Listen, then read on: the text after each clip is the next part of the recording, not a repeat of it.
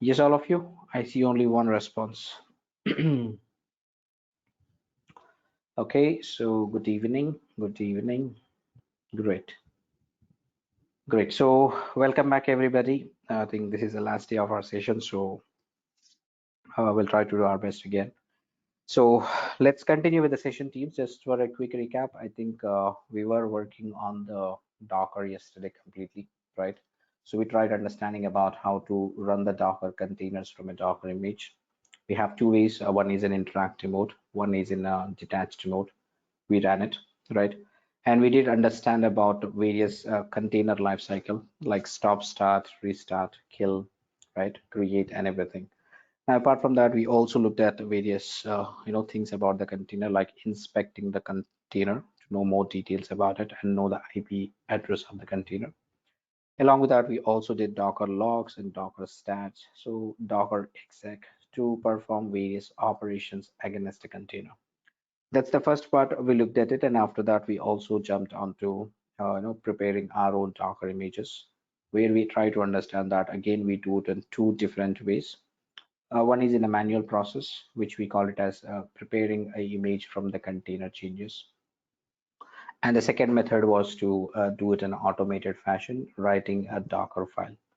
The Docker file is just like a script with a predefined instructions given by the Docker. We just use the predefined instructions with our own instruction combination to build our own Docker image, right? And we did build a couple of Docker images with that, and we tried to see how we can run our Docker images running, right? This is what we did it. And later we also understood about how to publish the Docker image from the local system to the Docker Hub.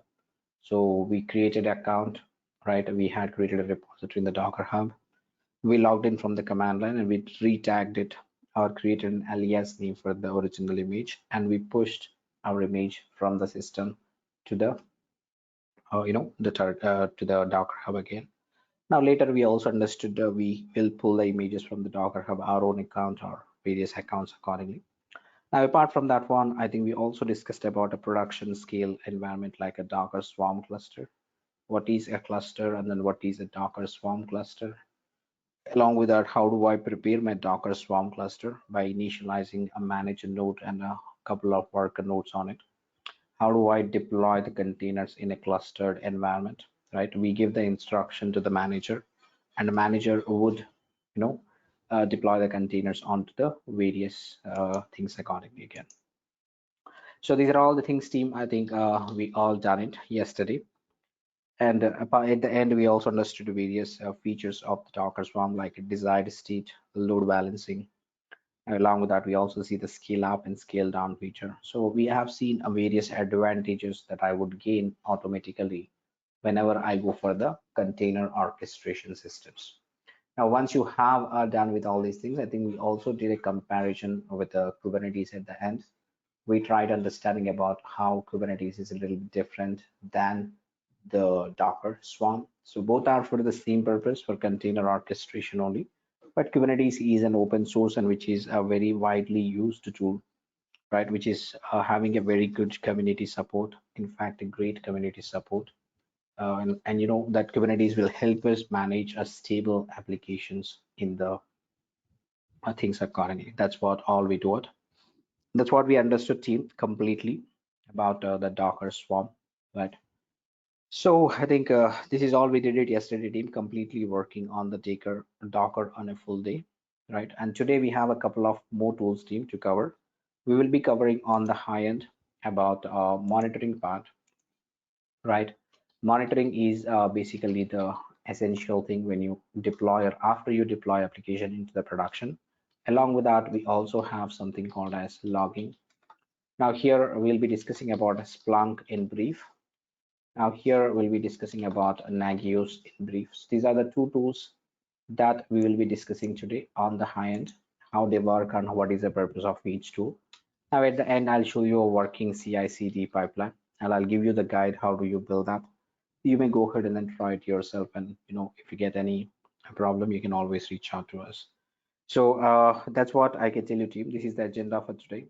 Working on the Nagios, working on the Splunk, and then the CI/CD. So we'll be trying to do this one accordingly. Before I get started, team, if you have any question, let me know, we can discuss. Sir, Puppet uses a push model by default, but the pull model can also be configured. Is it true statement? Is it Puppet or Ansible you're talking about, Atul? Puppet is by default pull model. It's not push model. Puppet is by default pull model. It is not push. Ansible is push model by default. We can configure pull model also if you want it. That is possible with Ansible. But Puppet is by default, it's a pull model, not the push model. Okay, because Puppet needs an agent configured, and agent will be talking to the master always. That is what happens there. Okay.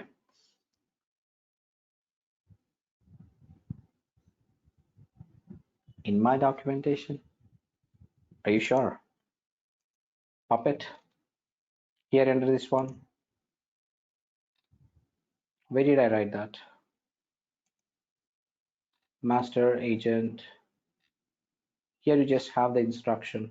I did not mention anywhere. That's what I'm saying, right? Ansible is push model, okay? Not Puppet, right? Ansible is push model. That's what I written very clearly. That's correct. Did I compare anywhere here? Ansible follows push model, right? That's what I said. Means we push the configuration from the Ansible remote servers. I did not mention anywhere in the Puppet here. Okay, please read through that carefully again. If you know very specifically point, can you ping me that? I'll see where it is actually. Okay, so I do not mention Puppet is a push model anywhere. Yeah, please let me know. Maybe I'm missing somewhere something.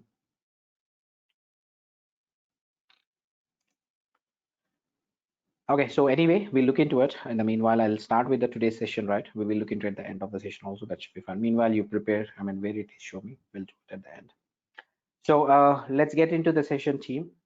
Here we will be talking about, first of all, monitoring, right? What exactly is monitoring and why do we need monitoring? If you try to understand, team, where we are talking about Nagios, right?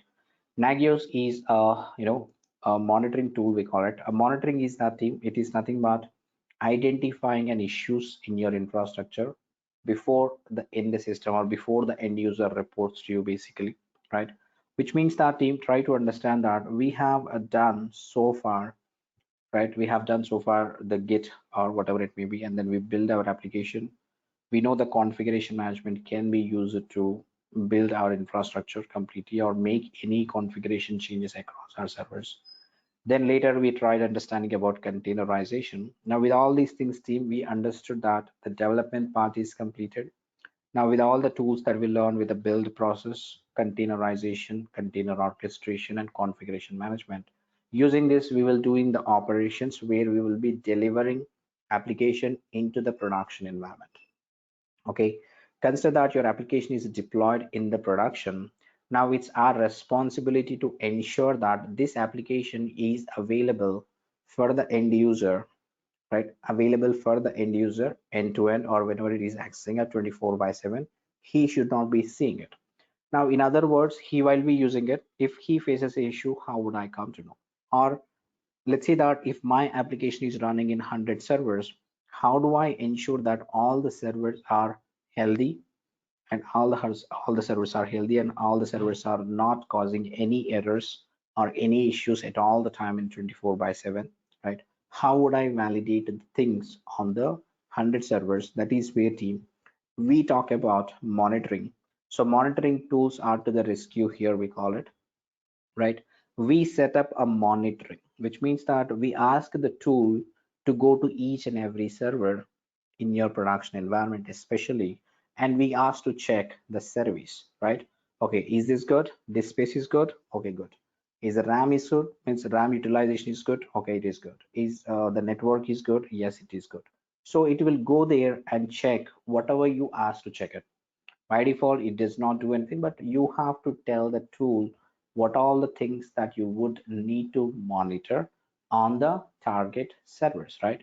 That is your responsibility to configure monitoring. Now once you asked or once you configure the monitoring, then onwards, it is the responsibility of the tool to do a continuous monitoring on what you asked for it. Let's say every 5 minutes, go to the server, check something, give me the results. Go there, check, give me the results. So that is the responsibility I'm giving to the tool. So the tool will go there and tool will do whatever you ask to do and will gather the records. It will start keeping on storing it into its database accordingly. That's the purpose team of the monitoring. Good. Now let's try to understand team, what should I monitor? Or there are various things team that we monitor actually in every environment. Now the question is that what to monitor is a question team. So monitoring is very simple, checking the things whether they are good or not in simple words, right? But what should I monitor? What all things should I monitor in my infrastructure? Correct. Now, this is very essential for you to understanding what could cause my application instability. What are all the components that my application is dependent on? Correct. So that is why team we normally categorize them into three different levels.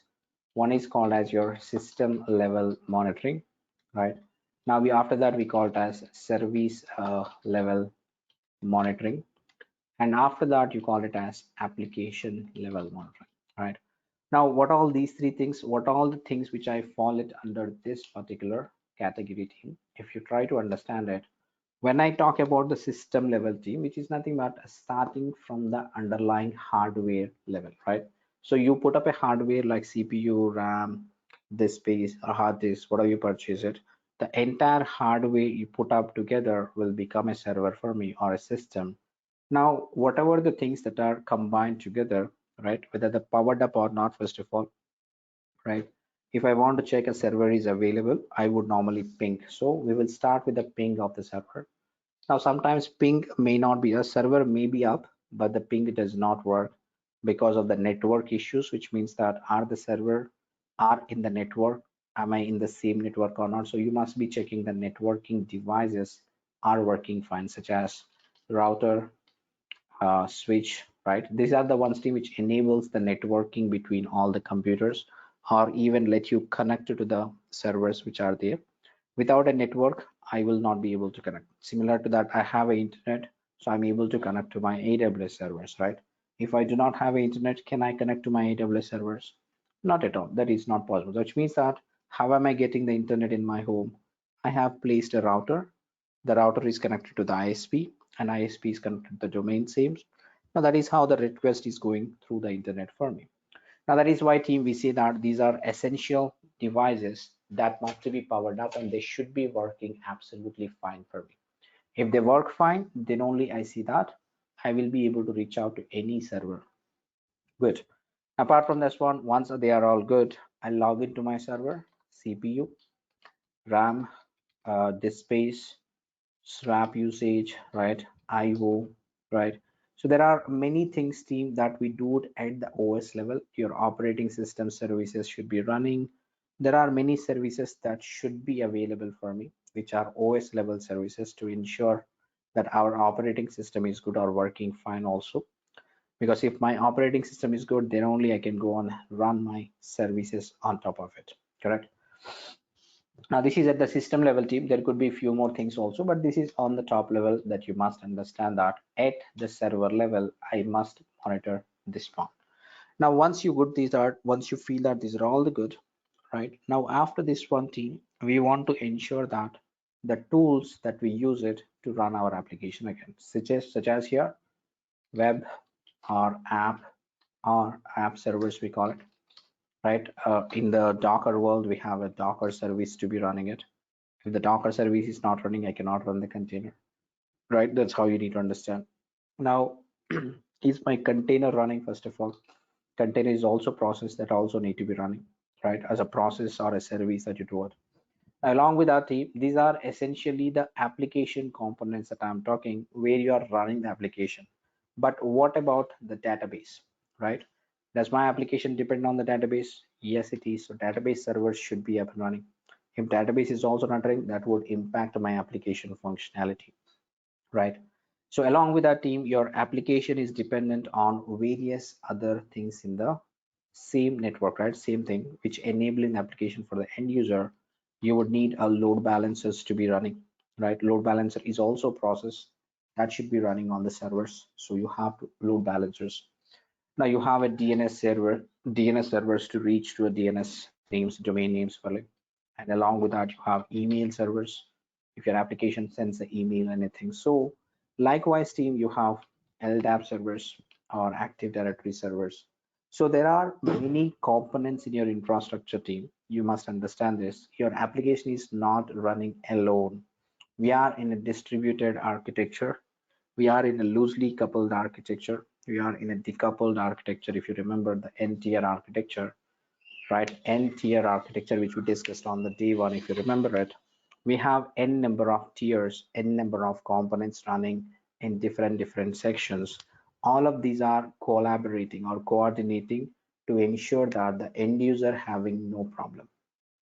Any of this component is down, your application functionalities may differ or may get into trouble. That's the reason we have to ensure that we monitor all these particular services, including your application services. Application dependent services need to be monitored. If there is an issue, then I would need to know what is causing my application instability in the production, right? Likewise, team, you would have many more services, but I'm just listing on the top level. Okay. Now coming back here, team, we have a last level. If these are all good, also sometimes my application response time, let's say that application URL is working or not. Sometimes I see the server is up and running. I see everything else is running, but my application URL may not respond because of some application bug, right? Let's say that application response time, you have it. Application transaction times, you have it. Right. Now, likewise, team, there are many application level parameters, application logs, you will do it. So there are many things as such at the application level also. We will need to ensure our application is functioning properly or not. Right. Now, this is what team, you must understand that what to monitor or what should I monitor in my infrastructure. Now, if you understand all these things that I should be monitoring to ensure my application working fine, right? Now, this is where we say that we need basically a tool that could monitor all these individual or independent services that would be running across n number of servers across your infrastructure. Then I can stay back once I configure the monitoring. I can stay back and I just see that, right? Just enjoy it, and then whenever there is a problem, tool will let you know. Just go and troubleshoot it and sit back and relax again. Now that's what you can do, a team. This is what the understanding that you need to have it. So in order to implement these things, we need a tool. Now that tool we are configuring it as Nagios in our case, but there are many tools, team. It is not only the Nagios. Not sure if you guys are using any of the tools, right? They have App Dynamics, right? You have a Dynatrace, you have a Zabbix, right? You have Census, right? Census, you have something called as Prometheus, right? You have something called as Sysdig, you have CAAPM, you have Sitescope, right? If you ask me to list team, this is how I can list at least 20 tools, right? There are various tools are there, n number of tools there in the market for enabling the monitoring for your entire infrastructure. So anything that you want to do it, you can do it, but Nagios is what we choose to do it. Nagios is having one of the best UI and one of the best monitoring things that you can do it with monitor with Nagios. So we'll be discussing about the Nagios team. The Nagios has basically two different editions. One is called as core edition. We call it as a free one, or open source you call it. Now the second thing is called as XI edition, which is a paid edition we call it, which is an enterprise edition we call it. Okay, so we can do any of these things, team. We can understand it. Configuring the monitoring will be easy when you go for paid here. It's a paid version, since we're not going to purchase a license, but they would give us straightforward 60-day trial, so we can quickly, you can look at the trial version and understand how to configure monitoring. Okay, so this is what we're going to do it also, team. So what we're going to do is that we're going to take a server, means that a server with an operating system such as Ubuntu again, right? and we will be installing a Nagios here, right? Now, when it comes to the Nagios architecture team, try to understand that when it comes to the architecture, Nagios architecture is comprises of various components, right? The first and foremost thing is that it need a GUI where you can see the dashboards or alerts or whatever it may be. To configure something, I need a UI. So you will be seeing a nice GUI part. Then we need to configure the monitoring, and the monitoring should be running continuously. So we need a scheduler.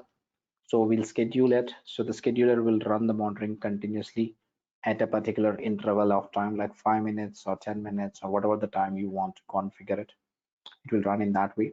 And along with that, it will also have an internal DB, which is a Postgres database, right?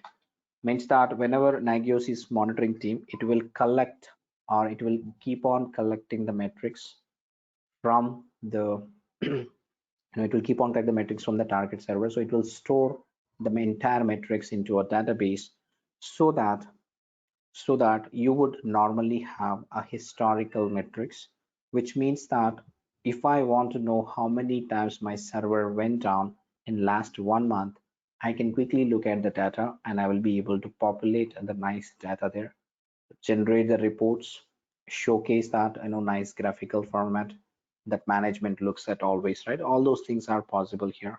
That's why we have a big database where it will store the metrics continuously, whatever is being gathered. Now, whenever the retention policies on the database is your choice, because if I keep on storing it, how much data should I store it?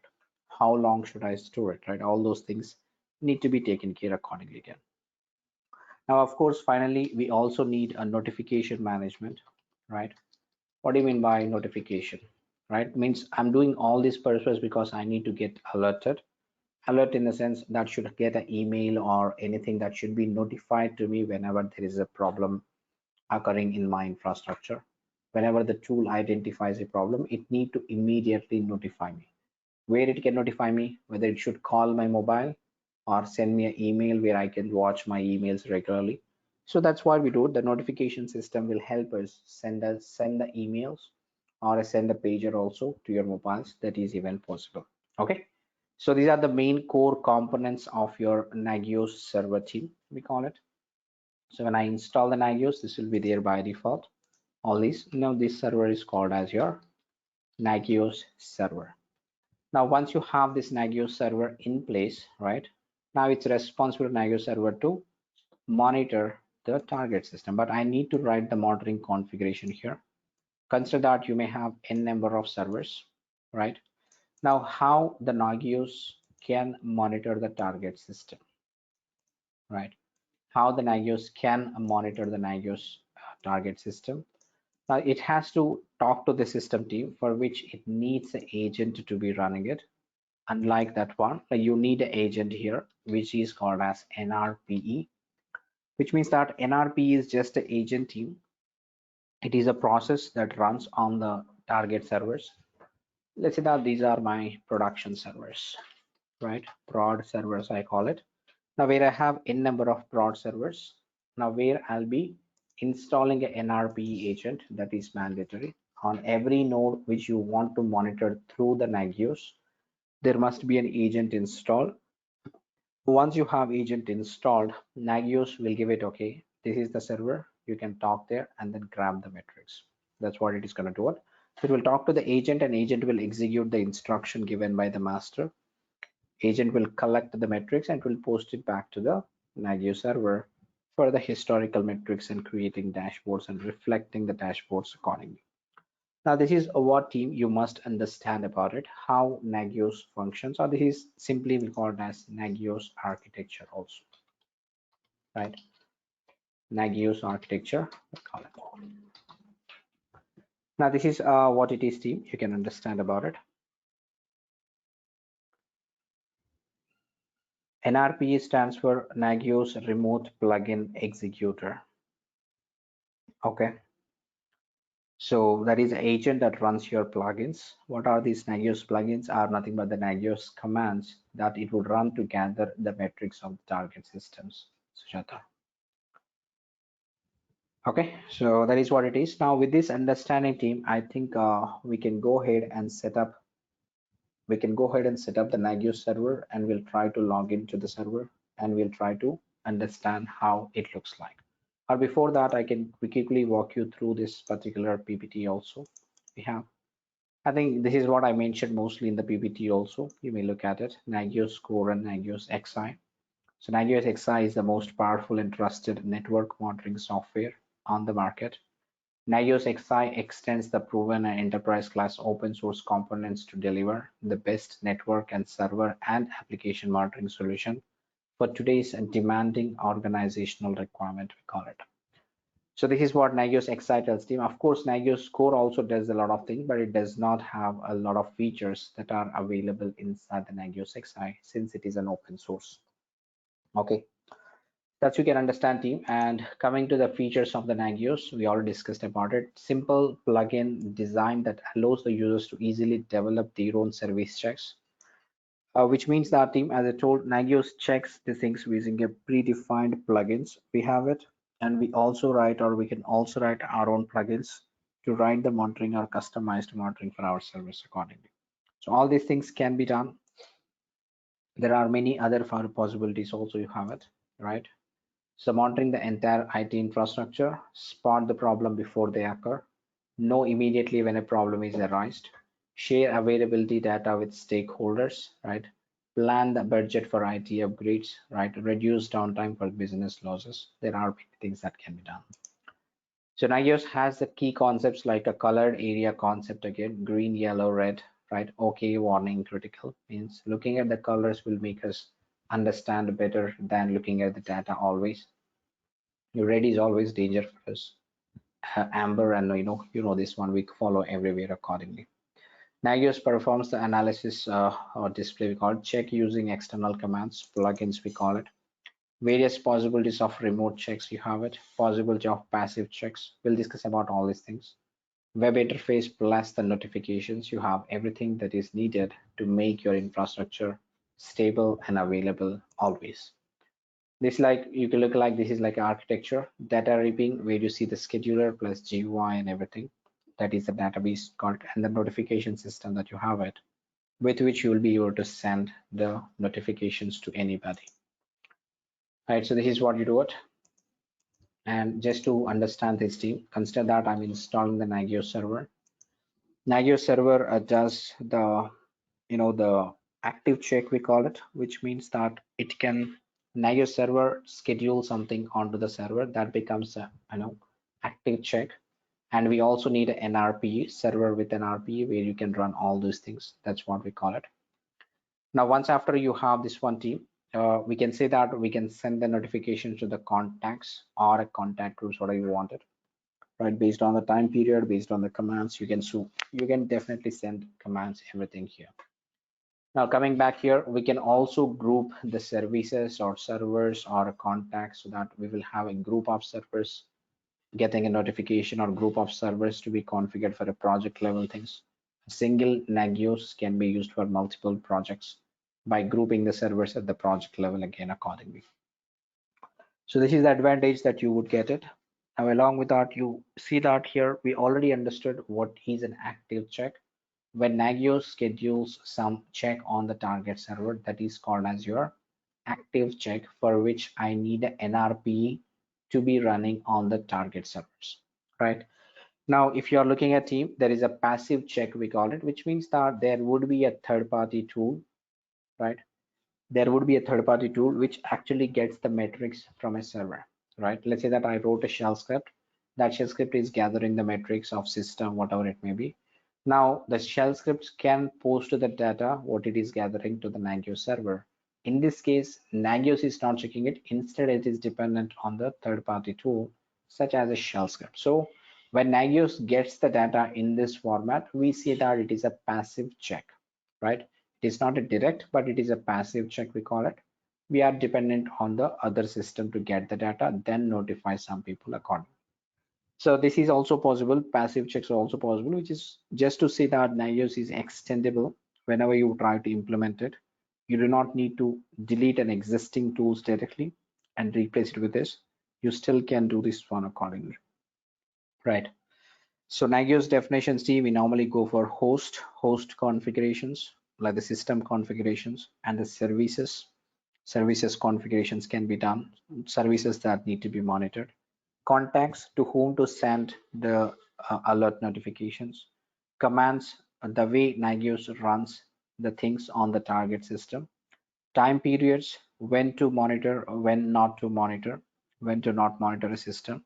We know that during the maintenance window, we bring down the servers.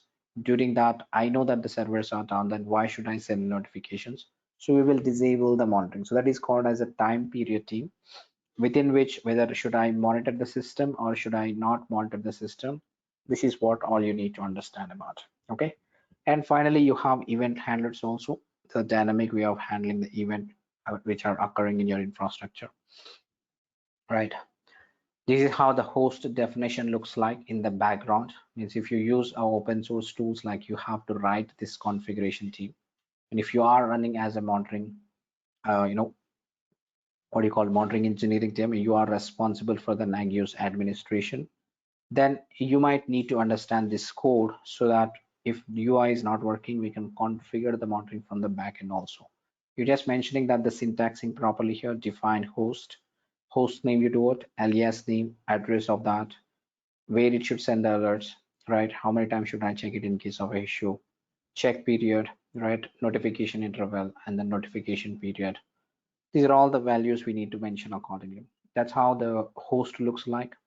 Then the service, right? Whatever the services that you want to do, like SMTP, HTTP, SSH protocol, whatever you want to do it, you do it accordingly. This is like defining a contact where it has to go to what email address it has to go for it, right? You have a commands like this. This is how the Nagios runs a command on the target system to gather the information, all these things. Check disk is a command basically. It's like a program that will just run it. It will gather the disk space utilization. It will post it to the Nagios server accordingly. Time periods, right? Which means that alias non-work hours we're defining here. Monday 9 to 17 or 17 to 24 basically. This is the hours we call it. 12 to 9 and 9, 17 to 24. Likewise, you can define any time period team. Based on that, your Nagios server would send the notifications to your system accordingly. And we have event handlers to do our various problems. And we do have about monitoring services such as CPU load, memory usage. I already told about these things. And Nagios also generates a very good reports team, like availability report, trends report, notifications report. How many notifications I got in last 1 month? The more the notifications, which means that more the problems in your infrastructure. Alerts or notification, you call it. Availability report shows a nice graphical format, how many times my system went down, how many times my application went down. All these things can be seen from this reports generation. Nagios does it by default. Sorry, team. Now, there are many other things we have it. Alert escalations, you can do outage alerts, scheduling the downtimes, infra monitoring. All these things are which we done normally with your Nagios. Okay, so that's all about it, team. Let's say that let's get into the practical mode. Maybe we will just install the Nagios quickly and we'll try to monitor a target system and do it. Now, can you tell me, team, what is the best way to monitor a target system? I mean, how can I run the Nagios quickly? I just want to say like a snap and then my Nagios should be available. How do I run it? Yes, team. Can you give me a best solution? With a snap, I should be able to run my Nagios. Yes, everybody. Can anybody answer that? How do I run my Nagios with a snap? Like in 2 seconds. Can we run it or no?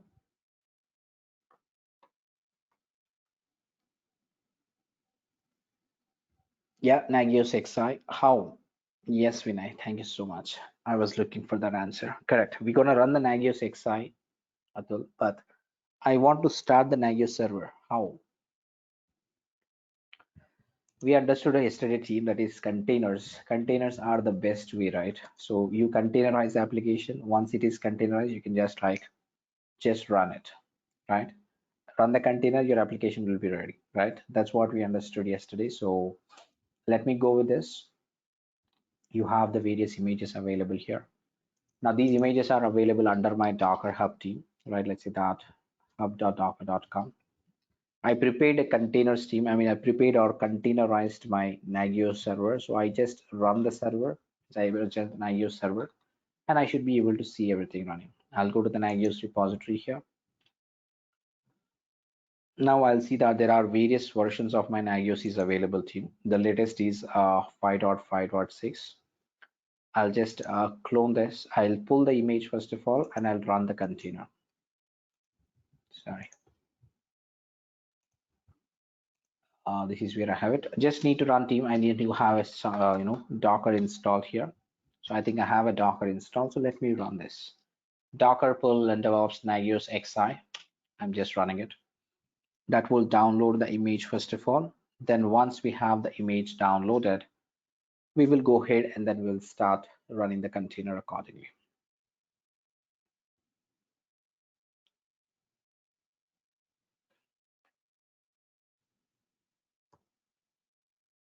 So meanwhile, team, if you have any questions so far on what we discussed, let me know.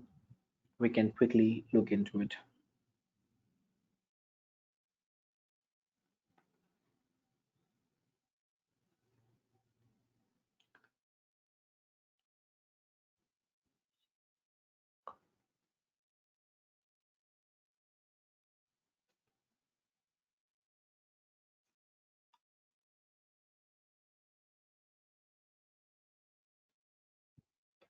Okay.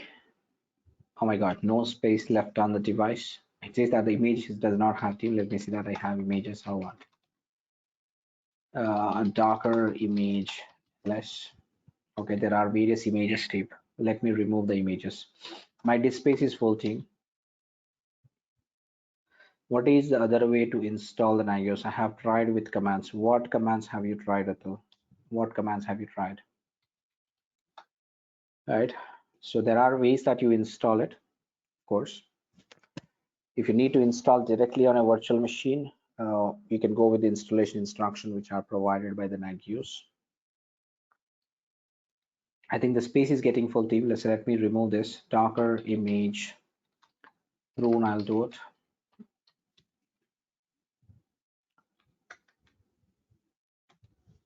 Just to delete all this one team, all the deleting images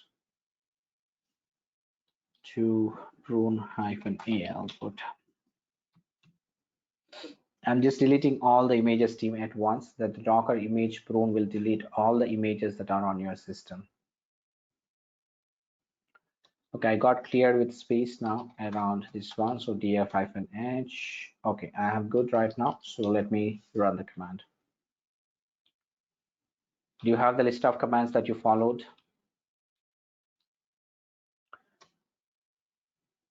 Can we install Nagios in our local system? Local in the sense you mean to say Windows, Pandit? Windows system, no, you cannot install. If it is a Linux, you can do it. Ubuntu OS, yes, you can do it, right? See, wherever you want to install, you can install it, guys. I can provide the instruction if you need it for installation of local server, like directly on the Ubuntu system, rather than running the container. That is possible, absolutely. I think Atul was trying that only. Not sure what was the issue that you got it, Atul, because installing Nagios needs setting up a database, right? Setting up a Nagios server, then the database, and then necessary configurations need to be taken care. It's a long process. Okay, it's going to be a long process of setting up. It takes at least half an hour to install my complete Nagios setup. Now we do not have that much bandwidth in our session, so that's the reason I just containerized it and I did it. That's what I'm telling you, right? That's why it takes a long time to do it. Of course, I install the same way inside my container also, right? There are many commands. There will be many commands to install the Nagios, then you do it. For Windows, we have different management tools like Nagios. See, Nagios installation to be on the Linux server, right? Then it can monitor a Windows system also, Pandit. To monitor a Windows system, you do not need to go anywhere else. Means the target system can be Windows, but installation of Nagios to be done on your Linux server only. That is what the limitation here that you did it. Okay. Installation must be on the this one, and the target system like Nagios can monitor the target Windows servers without any question on that. That is possible. Okay. Okay, so here it is team. I think I downloaded my image this time without any issues. Then I run my container, docker run -d -p. I'll do it, and I'll give this one, right? So I'll just run the container. This will be up and running for me in a seconds. Docker ps.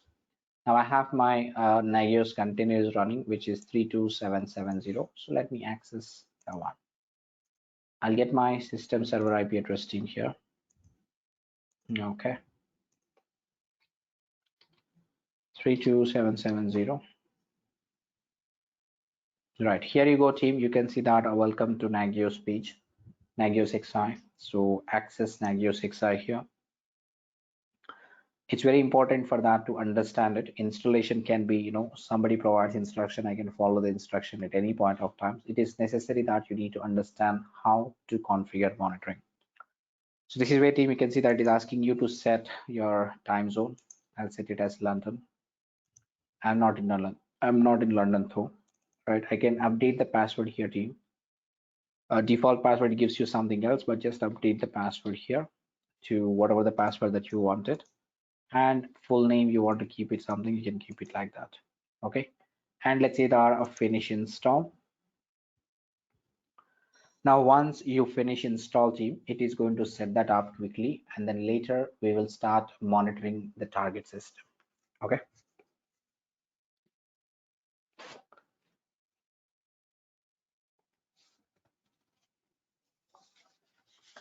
Once installation is complete team, you can see that Nagios XI. Now you have your login. Default username is Nagios admin, and the password is admin that I set it up. So just enter it. Now once you enter team, it clearly shows that this is a trial copy of a Nagios XI, will expire in 60 days. You must be aware of that always. So whatever the configuration that you do, it may not save properly also because of the licensing issues that you see it. So submit this one. Land end tour right on it. This is the default Nagios XI dashboard team that you have it always. Now this is how team you can look at it, and there are various sections. This is a very rich UI. You have n number of options. Whatever the possible things that you would like to do it here, everything will be here, and you do it everything, right? Configure team. If you want to go to the administrator settings, where you could configure your Nagios with LDAP for multiple user access or role-based access. You may manage the users also. You can check the notification management here and configure the notifications or mobile servers accordingly. You need to do the email configurations as well, so that I know email server settings, everything can be done. So NRP is the only prerequisite on the target machine. That is the only thing, yes, Vinay. That is the only prerequisite on the target server, nothing else apart from that one. And we will be doing everything on the Nagios server itself to do everything here. Okay. Now this is how team, you can see the various Nagios system level administrations, manage email settings. You need to configure SMTP server details and everything here. So this is like an administrator settings where the Nagios administrator would perform all these things, right? Now apart from this one, you have to configure your own contacts or server groups, everything. Then you need to go to configure. You have a core config manager, right? With there, it will allow you to configure the services that you do it, normally the hosts or a host groups if you want to create it, right? If you want to list out Windows servers, Linux servers, I want to add a new group here saying that this is my project A, right? Project A something, whatever the project that you work on, like this, put this one, right? And if you need something else, do it. Otherwise, you can manage the host under this particular group, and let's see that, save it. Now you'll have a project A group like that, right? And you need to apply the configuration. Like that team, you can create a service groups or a host groups, or can do it. Our contacts or contact groups can be created as well. Default user is Nagios admin, you have it. Contact groups like DLs you can configure from your organization, whatever you have it.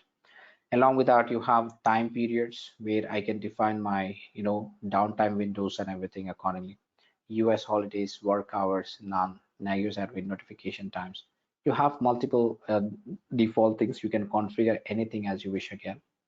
Now this is how team, this is a system level or project level configuration where I can group the certain things to ensure that I have a proper segregation of different server settings and everything accordingly.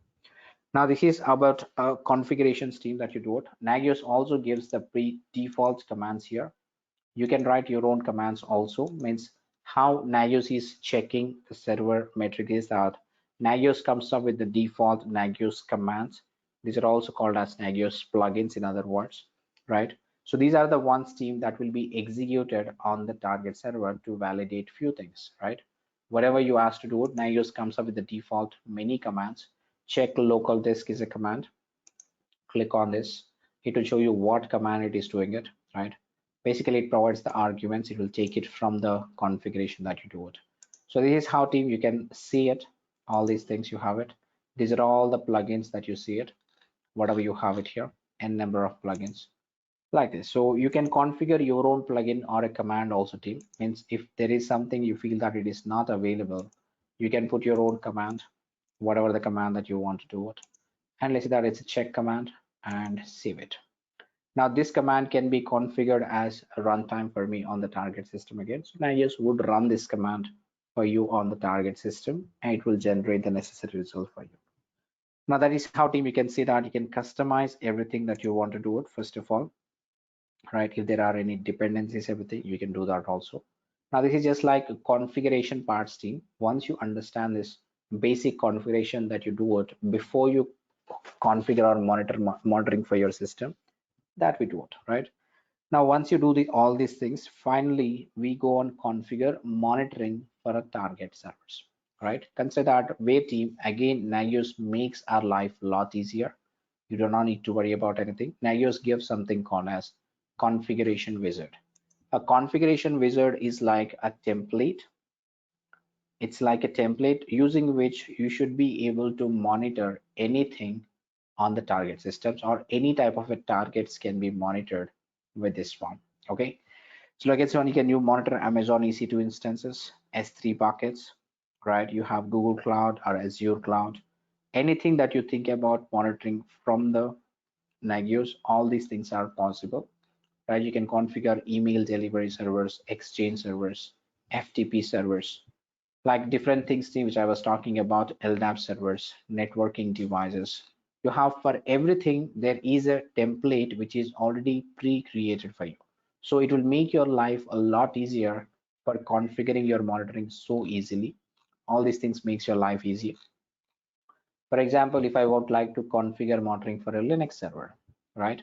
So I'll go for Linux server template here, and it will ask me the IP address of that particular system. Consider that I'll go here and I'll get this particular server, which is NRP, and I just named it in just for our understanding. Let's say that I'll take the IP address of this machine, or you may take the private IP also if I want it, right? I'll go to here because both are internal team, they can communicate, and put like this is the system, right? And say next. You can look at that, it is able to get that information. Now the first thing team here, this is guiding you that you need to put the Linux agent, right? You will need to install the agent on the Linux server in order to monitor its metrics. This is what it is mandating before you go further, right? So it is giving you the agent installation instruction as well. Right click and open in a window. Now here it will give you the instruction to install the sync on a server. So I think this is the server. I already logged in. Yep, 192. This is the one. So let's install the Nagios NRP agent team here by following the instruction here, right? This is the instruction that you can see it, right? Installing download the Linux NRP agent and download it, install it. Let me follow this instruction here.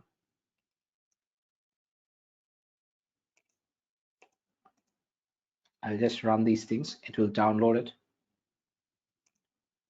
extract the tar file,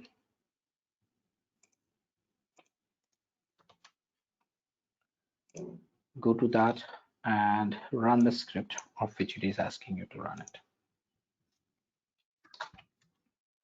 Just save and just do this and run the script here. That's all you're going to do it. Say yes. Now it is going to install the necessary things, team, whatever you think about it, right? All these things are configured.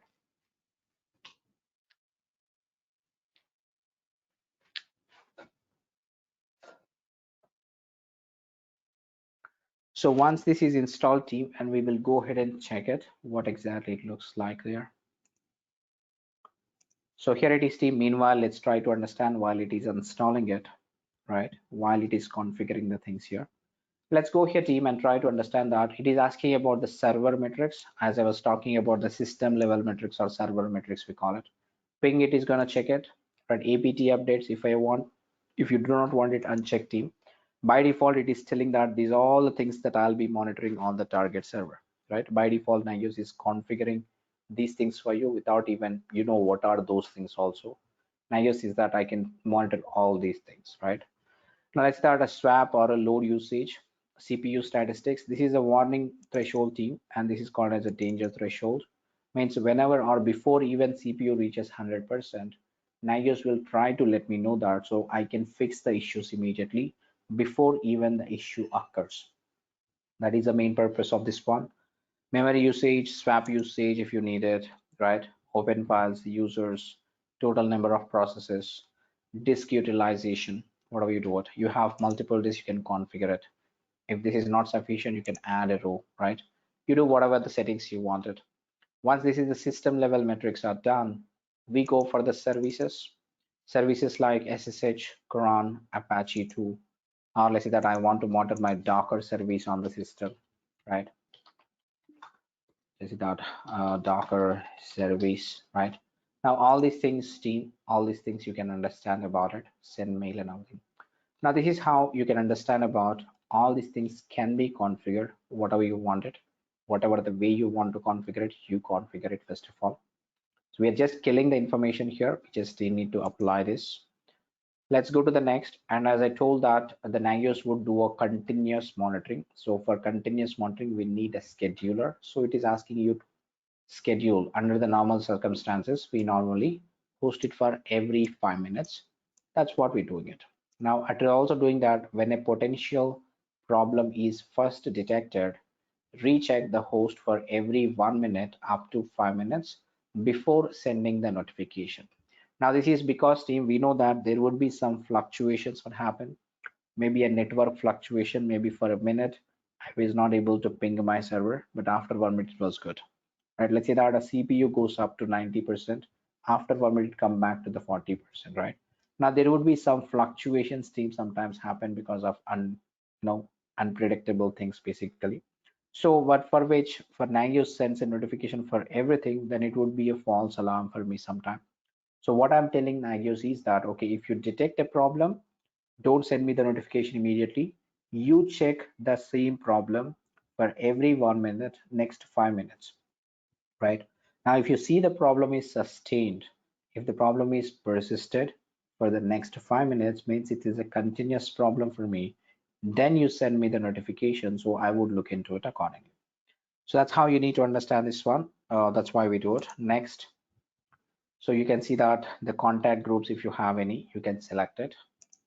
Now let's start. You have your project. You want to create your project here. Let's say add it to the project A.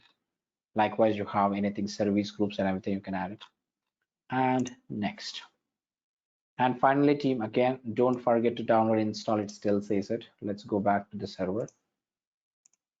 Okay, here it is almost done, team, but it says that NRP is currently set to allow the connections only from the local IP addresses, which is local IP address, but our Nagios server is in a remote server. So I must allow the Nagios server IP address, team, or I can open the connections for everybody. I'll normally enter this, so we will not have any issues by default. So enter this one and say enter. Now you can see that Nagios Exile Linux agent installation is complete on the target server. Once this installation is complete, I'll come here and I'll apply the configuration.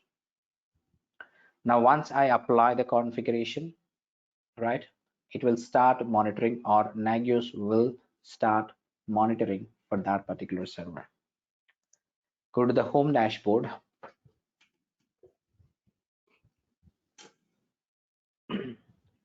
Now here it is, team. You can see the host status summary. There are two hosts that it shows up and running. Now by default, team, Nagios monitors its local host where the Nagios server is running. In our case, it is the container. Inside the container, I have a Nagios process. So Nagios is monitoring the container process directly. Apart from that, you have your host that is there, which you configured with the DNS name here. It says that this is up and running for me. That's great. Now let's look at the services under this one. Means except the ping and everything is a service here. Let's say that here. So I'll go here, team. As you can see it, there are many services which are in a pending status. As I told, it is a scheduler. It schedules the monitoring. It says that a service check is pending, check is scheduled for so and so time. It takes a minute, team, because we just configured right now. It takes a minute to configure and it will start monitoring everything. If I want to forcefully check something, I can quickly check it also. I can check on the service, click it. It is still in a pending, so I can do a force and immediate check, which means that I'm asking Nagios to go immediately, execute the command, validate the status, give me the status immediately. So this is how you can see that it turned into an active status right now. So likewise, team, for every service that you want to monitor, you can monitor it. Our Apache web server is in a critical state. Means that, try to understand. It says that Apache web server is in a critical state. Why it is in a critical state? In this case, it might try to validate again and again for 5 minutes. If the problem is persisted, it would send me the notification to my email box or my SMS, whatever you configure the notification system, email servers, then only it will send it accordingly, right? But by default, team, since this is a trial period, they disable the notification part here. You may not be able to send any emails or pager with this version of the Nagios. That is not possible for us. This is just for your understanding only. You need to understand. So what will be the problem here, team? Why it is in inactive state? Why my Apache web server is in an inactive state? Do we have Apache running here? The problem will be Apache will be down, right? That is the only issue. That's when the Nagios sees it, right? It's without a service Apache to status. Now it says that, team, Apache service is not found because we didn't install here yet, right? There is no Apache running at all on my server.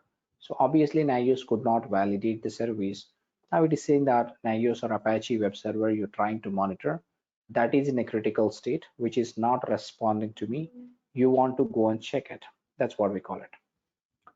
What port number is required to connect from target to wait a second.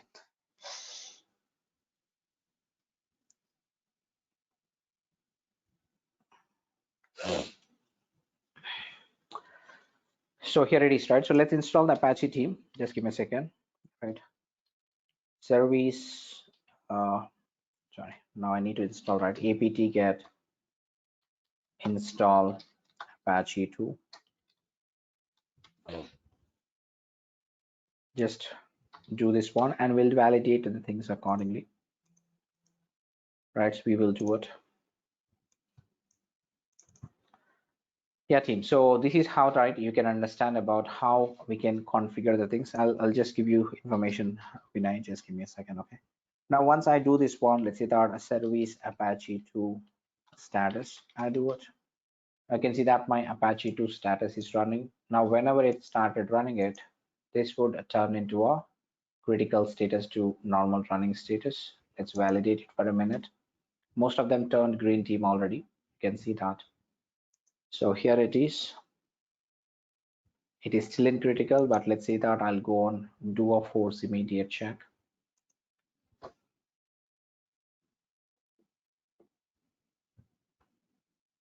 Now you can see that, team, it turned into active status. Now this is how you can understand about how to configure monitoring for the target server accordingly. I can see that the Docker service is also in critical status because it is also, not there because we did not install any Docker on my target server there still. So if you install it, it will go and check it accordingly. But this is about the service checking team or the server checking, how you want to check and everything accordingly, right? All these things are configurable. All these things are, can be done according to your requirements. So let me install the things team here. So docker-v, I'll do it. It is not there, so I'll go ahead and install this apt install docker.io.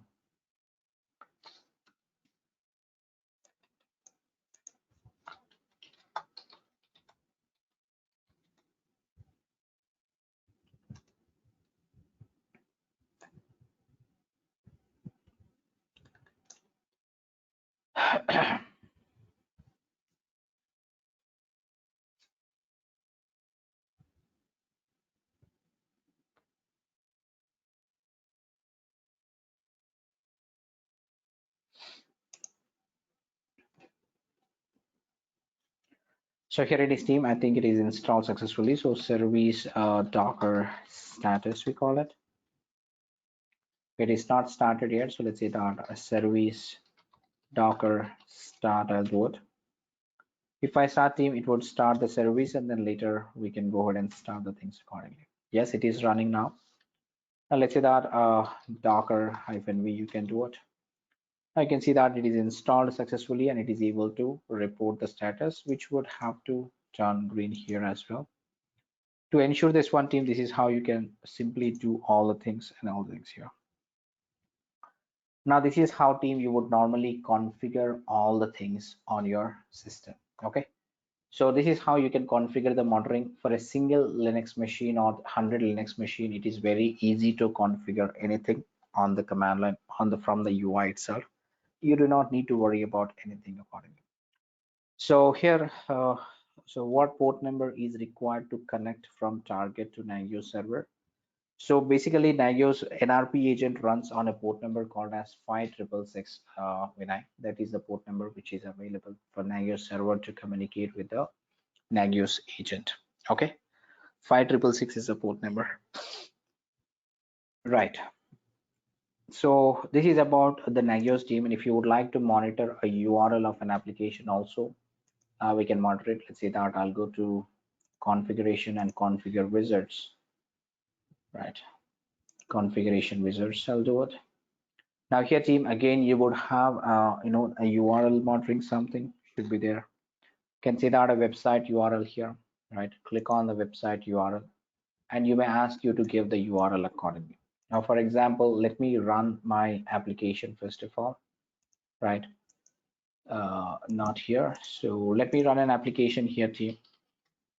Consider that I'll run docker run -d -p.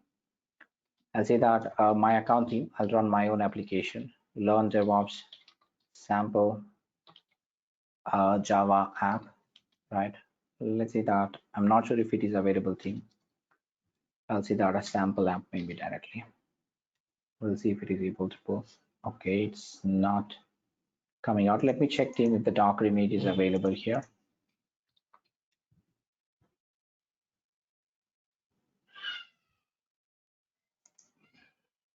Okay, there is sample app, a triple p team. There is a triple p available. I provided double p only. Let's run this one. Now you can see that Docker image is getting started. It means it is just like team. I mean, I'm just doing this, right?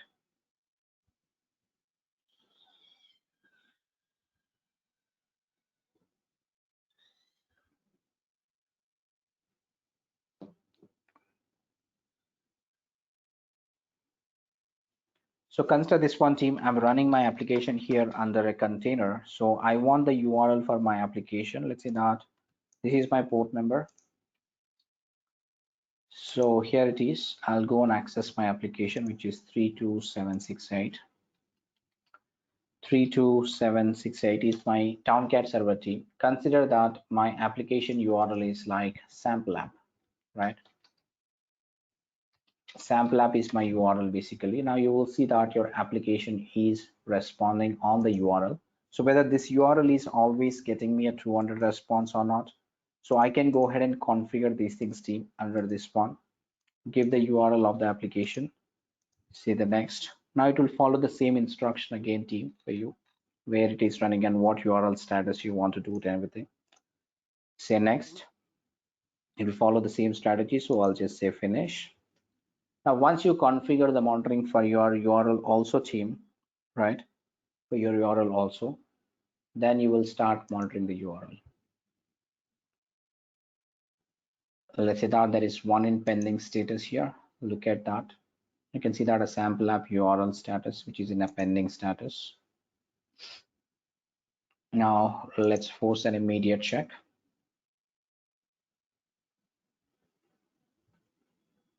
Now it says that it is getting a 200 response time, which means that it is absolutely working fine, right? Now, if I go on bring down that particular application, or maybe it is not accessible for some reason, whatever maybe the reason, container goes down or some application has issue and whatever it is, at the end of the day, the application URL not accessible. Now it will immediately turn into a critical status. Then it will show that the application URL is not available, right? Now in that case, I will get an alert again. I will go and validate why my application URL went down and all these things.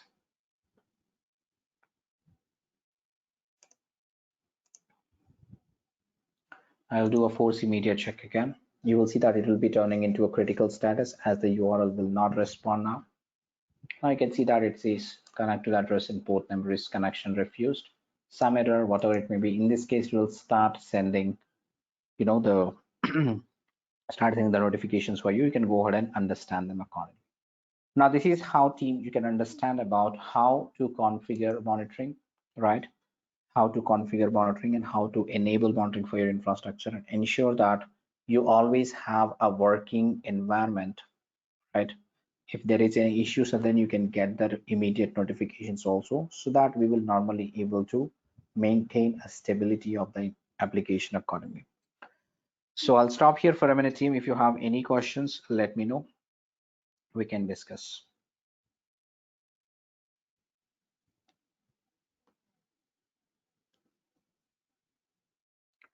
Can we use the same instance for Nagios that we have created for Ansible and Jenkins? If it is a EC2 instance, Sujata, if it is one, 1 GB RAM, it may not be suffice. Be careful about that, because if you run the Jenkins, if you run the Docker containers and everything, it needs certain amount of memory to run it. The EC2 instance, I'm telling it, but what is the capacity of the server? 1 GB RAM, right? 1 GB RAM is not sufficient to run both Jenkins and Nagios server. So if you run it, server may go in a hang state. So be careful about it. Otherwise, you run it on a different server altogether. Okay. Otherwise, you may increase the RAM capacity for the server and you run both of them on the same server. That is okay for it.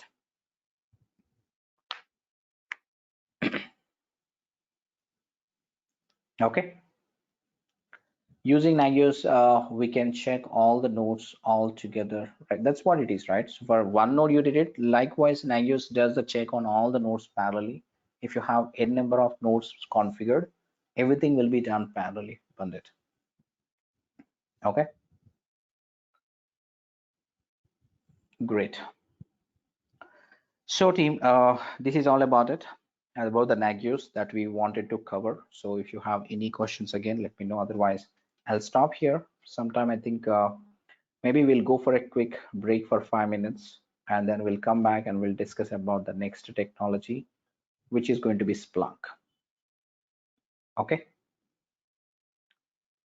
Shall we take a break here for 5 minutes? Okay. Let's go for a 5 minutes break, team, and come back and we'll discuss about the next one accordingly.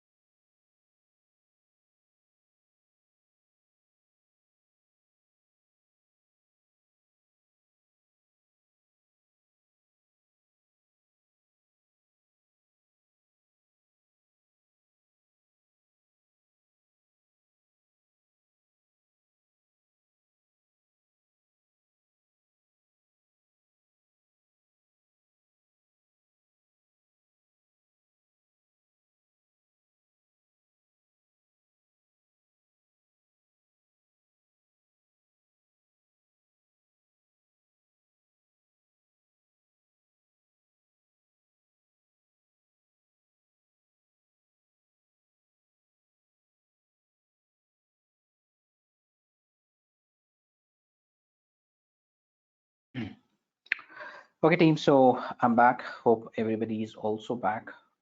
Please to give me a quick confirmation so we'll continue with the session.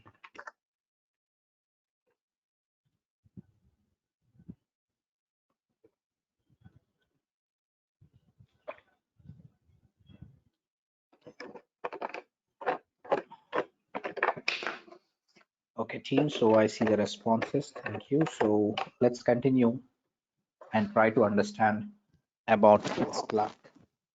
What is Splunk, team, from your side? Have you heard about that, first of all?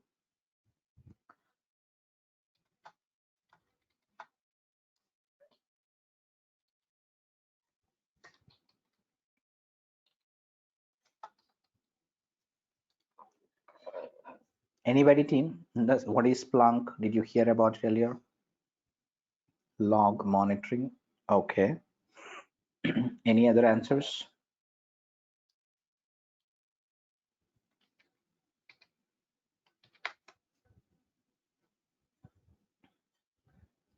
Okay. Okay, let's go through, team. Right. So yes, as when I said, it's about logging. Okay. Now basically, team, a Splunk is called as a logging tool. Okay, Splunk is called as a logging tool basically, with which we will be able to do something called as log gathering, right? Log analysis or log reading basically. The purpose of that one is that, and later we'll do a log monitoring. That is a secondary purpose. But the primary purpose is to gather the logs into a single centralized place from various systems. So try to understand, team, what exactly Splunk is that, or what is the purpose of my Splunk, right? So what exactly Splunk is that, team? We call that the Splunk is a software, right, that captures, indexes, and correlates the real-time data, right? Correlates the real-time data in a searchable repository form from which it can generate graphs, reports, alerts, dashboards, and visualizations accordingly. Whoa. So Splunk is a big data platform team designed to make machine data accessible and meaningful, right? Splunk becomes the industry leading platform for machine data. Now, what is machine data basically, right? If you try to understand, team, any machine, or nowadays we are relying on the machines completely to do any activity in our day-to-day life, right? It can be any machine or any electronic device that you're using nowadays is generating some data. Starting from your computers were the first electronic devices, right? Like desktops or laptops or your data centers were the same thing generating the data, but we expanded ourselves and started using phones, iPads, Android, and nowadays even your smartwatches that are tracking your system, how many steps are you doing it, so on, so what is your heartbeat, how it is behaving, all that stuff, right? Now every device that you own, right, every device that you keep it with it, everything is collecting your data. For example, your phone, right, your mobile phone, right? If I ask you, team, where you were in the last 6 months at what time, right, you may not be able to even collect the data and tell me, but Google will tell me where you are. If you enable your location services on your mobile, right, so Google will track where you are, what you are doing in that place. They may be not able to tell you, but it will be able to tell you that wherever the places you visited in last 6 months, they will definitely tell you, and based on that itself they will keep on suggesting you that, okay, if you visit this place, okay, this is a nice restaurant here, you may go and eat it, right? They will do suggesting, right? So people are gathering data without even knowing to us. The people are continuously gathering it. Just enabling few settings on your phone will let everybody know that where you are in the system, right? That's how teams said every electronic device is actually generating lots and lots of data, right? And it is also becoming a more valuable data for few organizations, those who read the data or those who are collecting the data from you and they're keeping with them, right? That is what they're doing it. What do we do it even in your organizations where you start punching your attendance, that are also generating some data. It will tell you that how many times you went out and it came in, all that. right? So whatever you do, team, everything is a data basically. That's what is happening it. Now consider this one, team. This is called as a machine data, or machines are generating lots and lots of data. And if you ever looked at a machine data, team, I'm not really sure. Have you ever tried reading the log file? Any log file, for example? Is it so easily understandable for anybody? Have you ever understood the log so well? If you know some things in the log files, then you will be able to understand. Consider that I'll give you a new log file and ask you to read it. How much time do you need for that? Forget, see, if you know that technology, if you are working on some application, if you open the log, you will understand, okay, this is the application, this will be the data. Based on that also, it will be hard for you to read it for some time, because of applications writes a lot of data. Maybe in a few milliseconds or a few seconds, it will write 1,000 lines of data. All okay, right? All okay, right? Now can you read this file which is on my screen? Tell me what are the important things that you can identify there. What all the things that you can identify by reading the file? How much time do you need for that?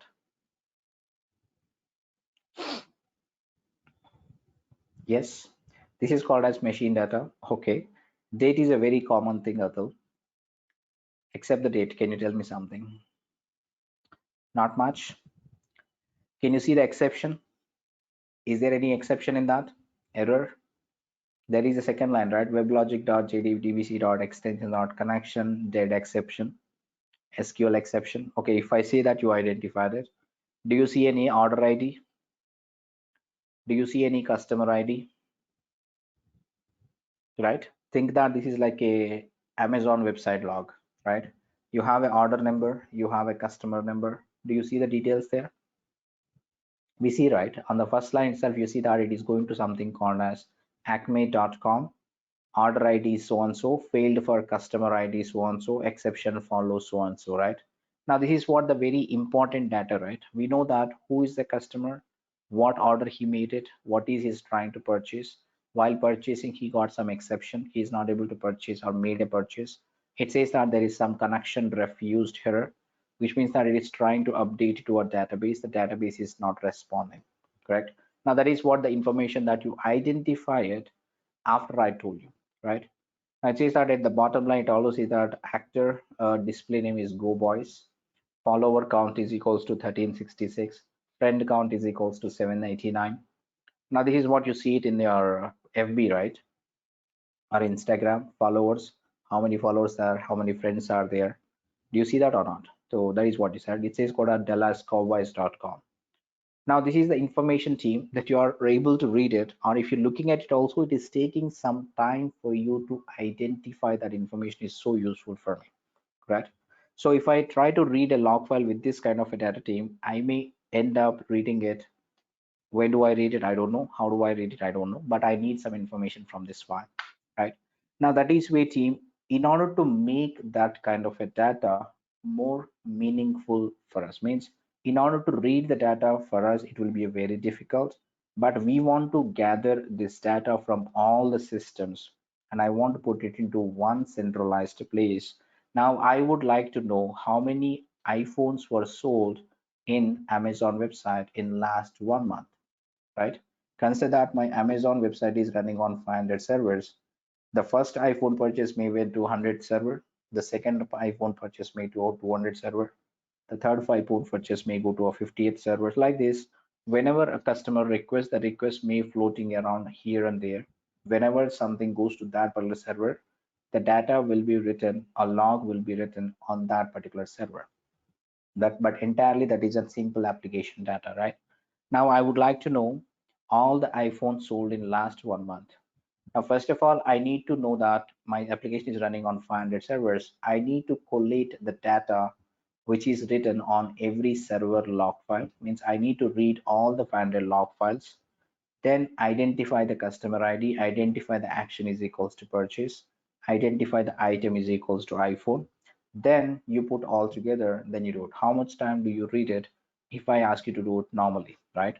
Now, this kind of a solution, team, or this kind of a data is very much important for us, because how much business I'm doing it, I would like to know, your management would like to know this one, definitely. So this kind of information can be identified from the log files, especially what is happening on your business most of the time. Now, once you identify that information, you want to put it into one combined place, and after that, you would like to generate some results. And now this would be a continuous process when you do a continuous business, basically. Now, how do I make this life is easier? Now, that is where team we talk about Splunk, or we talk about something called as log gathering or logging tools, we call it, right? That is where team we say that what do you do when you need information about the state of machines or a software? You look at its log files. They tell you the state it is in and what happened recently. That's great. What do you do when you do need information about the state of all devices in your data center? Looking again at all the log files would be the right answer. But if it is possible in any practical amount of time, that is what I was telling you right so far. This is what is the main problem. So this is where the Splunk comes in. We say it now. Splunk is kind of a Google for log files. It does not, it does a lot of more today, but log processing is still at its core. As I'm telling that primarily Splunk is for log, reading the logs, right? Reading the logs and collating the data into one centralized database. Okay. Splunk stores all your log files, logs, and provides a very fast search capabilities roughly in the same way that the Google does it on the internet. That's what we say, team. That's for the main understanding that you can have it, right? Now, what Splunk says is that we need to feed the data to the Splunk. Okay, that's what is needed.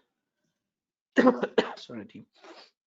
Now, that is what is needed, team. Try to understand that, right? Splunk says that feed me everything. I don't mind from where the data is coming. It may be coming from your software, it can be from your laptops, desktops, your RFIDs, your mobiles, whatever the data that you fed it, whatever the data that you are generating it, feed me, right? It says that feed me the data. I'll make it easy for you to read it, make it more meaningful you, and I'll give you all the necessary calculations done easily for you, right? Now, this is how Team Splunk tells you. Now, that is a primary purpose. So we will feed the real-time data into the Splunk. Now, Splunk understands it immediately. And if I ask my Splunk, okay, tell me Splunk, how many items I sold in last 1 hour, it gives me in a second, right? That is what it tells you. Now, I want to know that in last 1 year, how many iPhones I sold it on my website. It gives the data in a minute. That is what it does it. Just like a snap, and you'll get everything when you have the data centralized one place and you are having a system that help you to identify the things easily. Now that's what Splunk does it again. The primary purpose of the thing is that log gathering and reading the logs and understanding the logs in an easier format. Now once you do this one, the secondary thing is that you can do the reports and analysis, you can do the custom dashboards, you can also do the monitoring on top of this one. You do everything what you do want, right? Now this is what the systems are doing right now, team. We say that the systems are learning now. What are the systems are learning? Machine learning. Machines are learning the things, right? We are building the AI systems, artificial intelligence. Where does artificial intelligence coming from, right? Because we've been collecting the data, team, over the decades, like from the time the computers are in the market, at least from the 2000s or million, at least from the time every data is being collected by a lot of systems, a lot of data gathering is done. Now we are in a position to understand the data. That's where people are thinking about a data science technology, right? A big data platforms. So people are trying to understand the data. Based on that one, they're trying to write some algorithm that would read the data and predict something else. Or it will help you to understand or build the machinery according to your need. That is what all the things are happening at. Now there is a main purpose, team. The data is very valuable. Data is very important for us. So that is, once you have this much of data, from then only we have come into the technology of data science, machine learning, and artificial intelligence. Without the data, there is no, these tools are not necessary there.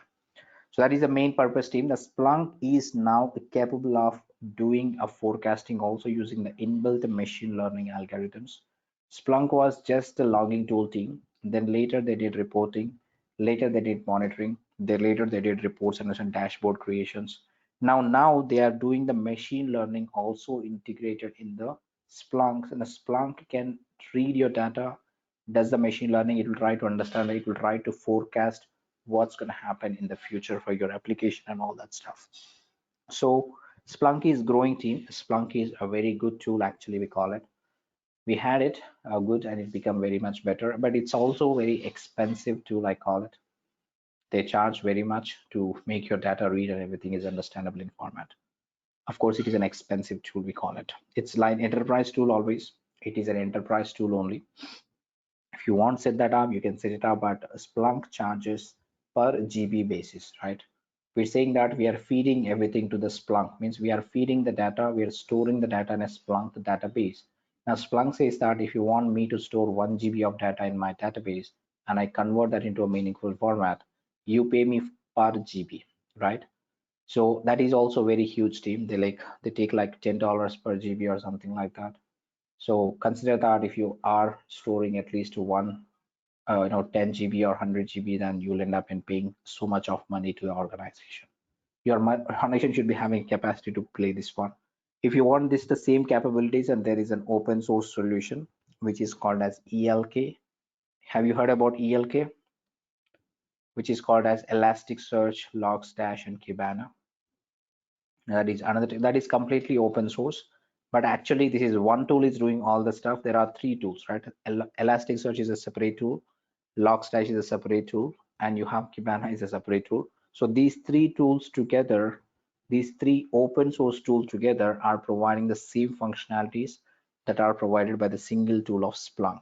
So that's how team you can understand about it. The data is very valuable, so please be aware of that and you can swap. Now this is where it is. Why Splunk again brings everything into one place, that we call it. Understand the problem across the whole application, not on a specific machine or a specific technology. More cost effective problem and resolutions, smaller teams and less resilience on the senior resources. Okay, apply the big data concepts to all that supplemental information that aids in determining the health of your application or enterprise, we call it. So this is what it is. In the Splunk really helps us maintaining the stability and finding any root cause for any of the problems that are occurring in your infrastructure. We cannot just rely on the monitoring and say that my application is 100% perfect. No, log is also going to play a vital role in troubleshooting scenarios, understanding the application problems, understanding the application performance problems. There are many things that can be driven. Finding the root cause analysis can be done with your Splunk again. This is going to play a very vital role in the maintenance part of your application again. Monitoring and logging are the key parts of your monitoring maintenance state of an application. So when it comes to the Splunk team, so how does Splunk work? This is called as your Splunk architecture. So the only thing that you need to understand that what are all the things that I do with Splunk, how to work with Splunk basically. Now primarily team, the Splunk has its database that is called as your indexer. Splunk terminology, we call it as indexer. Now you have something called as you need a seed, this is like a database team. I'll say that this is your DB. This is a big DB or database where you store the data. That's what you call it. Now, in order to read the data, I need a UI, or in order to search the data, I need a UI. So Splunk has some UI concept or UI and a search bar, which is called as your search head. This is just a UI team, UI with a search bar, just like your Google search bar. You get a search bar and whatever the configuration settings that you can do it on the UI, all those things are part of your search head accordingly. Now you have a database, you know how to read the data, means a search head, this will be reading the data from here, populate it on the UI for you. Whatever the query that you write it, you have to write it accordingly. Now, how does the data comes to the Splunk, right? How does the data gets to the Splunk database is that you need a agent, right? Let's say that this is your infrastructure right now, your production servers, right? So these are the production servers that you have it. We call it as your infrastructure. Wherever you have the data, from wherever you want to write the data. Now on every server, you have a component called as Splunk forwarder. Forwarder is like an agent team. So you must install a Splunk forwarder on every machine on your on every machine on your infrastructure from where you want to feed the data. Means if I have 500 servers in my production where application is generating a log file on each individual machine, if I want the data from all those 500 logs and feed it to this one, now each and every server, every production server should be running an agent called as Splunk forwarder. Splunk forwarder will read the log file, it will start feeding the data to the Splunk database. That is the architecture team that you must have it. This is what you can understand about how Splunk works. Now, this is one way of feeding the data team. Splunk forward is just a one way of feeding the real-time data. I can also upload the data if I want it. Means I have a log file I would like to understand. So I'll just upload it. It's not a real-time data of the log. Just like you have file, you want to understand it. So it will convert the data into a meaningful format. Now, another thing is that Splunk can also monitor the data. Means that Splunk can go to the target system and then fetch the data from there. That is called as monitoring, right? That is also can be done, but there is, not a real use case. We do it always. It just really, consider that what some use case scenarios only we use that. Otherwise, it is not required.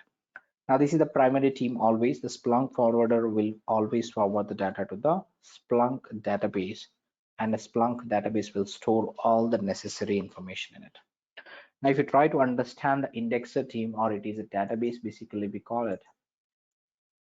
Consider this one team, Splunk has created a big database. When I created my Splunk, as I said, like Splunk would charge you on per GB basis. So whenever you create a Splunk server, you have to set your database size, right? Consider that I say that 10 TB is my database size, means I paid the licenses for to store up to the data of 10 TB. Beyond the 10 TB, it is not going to allow me to store it. It will stop storing that after the 10 TB size. So I need to put this one whenever I install the Splunk. Now, let's say that this is like not a relational database team, like everybody know of it. Relational database is nothing but rows and columns, normally you call it. You have a tables, that's what you have it in a relational database. Now, this is not like the relational database, it is a flat file database, basically a flat file database we call it, which means that just like a notepad, right?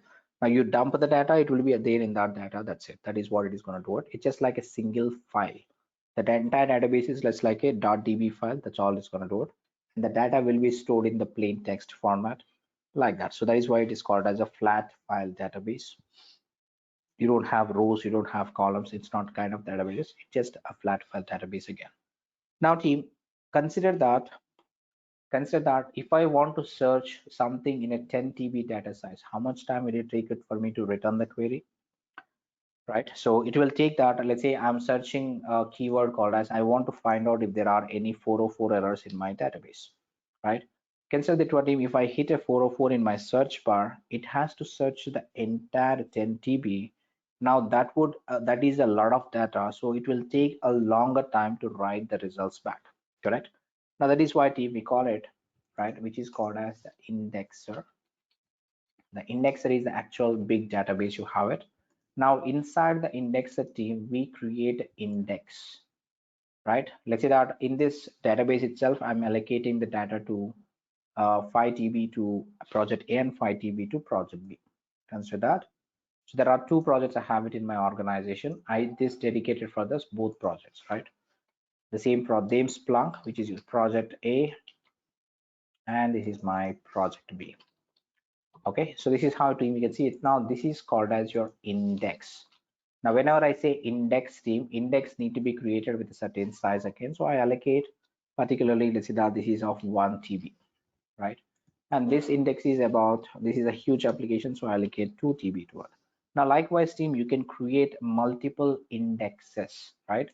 Index 1, index 2, index 3, index 4. Likewise, I can have multiple indexes in a single indexer, we call it. Now what is the advantage of creating an index is that, like creating a folders, think, right? You have a one big folder, inside that you're creating a multiple folder to segregate the data into a specific area, right? That's all it would. Now what is the advantage is that here, now instead of just saying the 404, first I'll say that, okay, you go to the indexer, that's okay. Now you say that index is equals to project B. This is what I say. Means that I'm restricting my search query to the project B size. Means that it is going to search only in the 1 TB area instead of searching in entire 10 TB. Now in that case, I'll be writing the results faster. That is what you do it. Now, apart from this one team, within the database or within the index, we also create something called as source type. Now, listen, what is a source type is that, let's say I have within my project, I have DB logs. Now I have my app logs. I have my web logs. Now these are called as source types team, which means that again, this is again a further subscription, further segregation you have it, so that the search query goes like this right now. So I'll start putting this one team. This is the way that you write normally the search queries, right? Now you say that is equals to source type is equals to DB logs. Now within the DB logs or maybe app logs, I want to start searching for 404. Now it will further reduce the search area team so that you will get more faster results. Now the only thing is that you know how to query the data. Once the data is available within the Splunk database, it is necessary that you need to understand how to fetch the data, how to query the data. Then once you query it, you should be able to visualize your data properly. Now that's the very thing team here. This is where we call it as, we use this query language, we call it as SPL, right? Splunk processing language. So Splunk going to process the data, Splunk processing language we call it, right? Now this is what is something you need to learn team. Splunk gives around 6 to 700 data query strings. You have it like sorting the data, uh, you know doing a various calculations on the data and ensure that you get a proper results, modify the data based on that one you wrote. So there are a number of things team, right? Splunk processing language is a very big thing to learn, and the Splunk itself is a very big technology to learn it. I'm saying Splunk administration itself is a big job, a very big job, I'm telling you, not as a DevOps engineer. So, but Splunk administration itself is a very big job. We have it in the market, but the positions may be very minimal, not like everything else. But so this is how you do it accordingly. But this is just an understanding team how Splunk works, why, what is Splunk, and how to understand the Splunk. Again, you need to understand this way. Does that make sense? Or anybody have any question? Any questions so far, team? No, yes, maybe. Is it clear? Now, if you want me to set up the Nagios team, sorry, if you want me to set up the Splunk server, right? So Splunk server needs a minimum capacity, which means that it requires at least 2 CPU and 4 GB RAM, and along with that, it also requires at least 25 GB of hard disk. Now, without that capacity, I may not be able to start my Splunk server, because Splunk is always about storing the data. It requests at least 5 GB disk minimum. Now, keeping that above it is requested, so at least 10 GB to 20 GB on your machine. First of all, we know that our virtual machine, right, the EC2 instance, what is the disk size you get it? What is the disk size of your virtual machine that you are procuring? EC2 instance, T2 micro. Yes, team. What is the disk size of your virtual machine?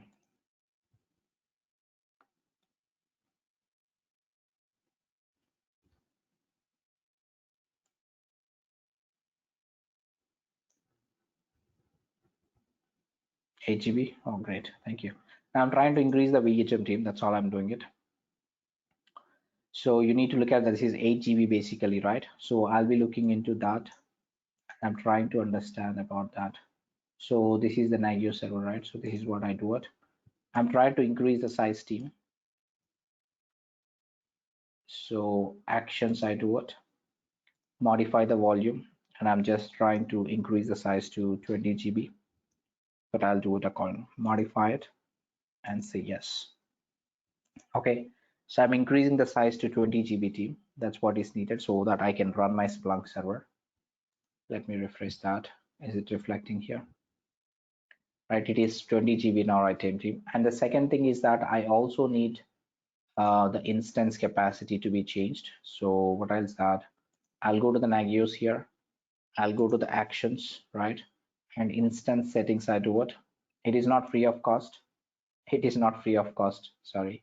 So I'll change the instance settings team. I'll go to the change instance type. I'll do it. Now under this one, I'm changing this to T2 medium. Oh, where is my T2 medium?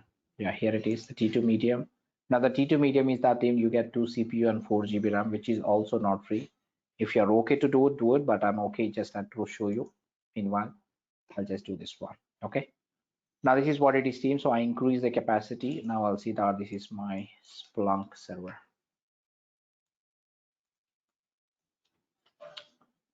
What's happening?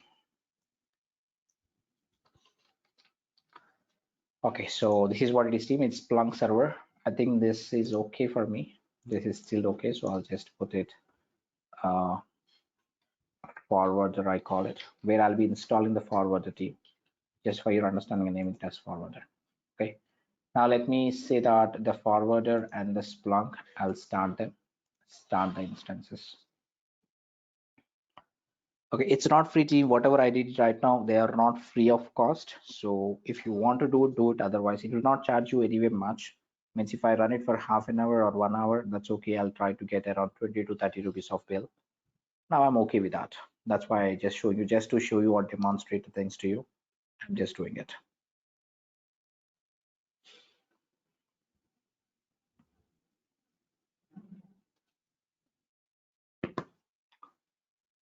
Right, they are all running right now. So I believe I can relog into them. I get a different IP address. So here I go.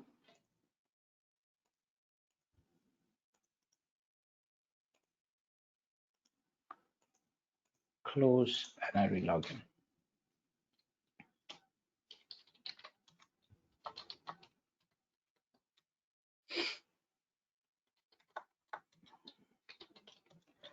Okay, let's check the RAM team here. So I got a 4 GB. I got 2 CPUs.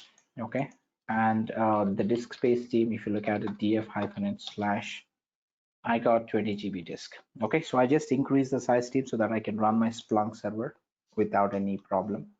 Now let's go ahead and install the Splunk server team on our server. So what I'll do is that I'll go to, I thought of containerizing this also team, but I didn't do it yet. I'll be doing in the future maybe about this. Okay. Now install Splunk, I'll do it here.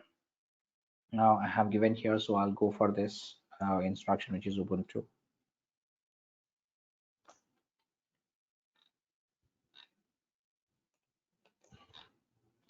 So I'm just copying this instruction here. Go to the server and run it.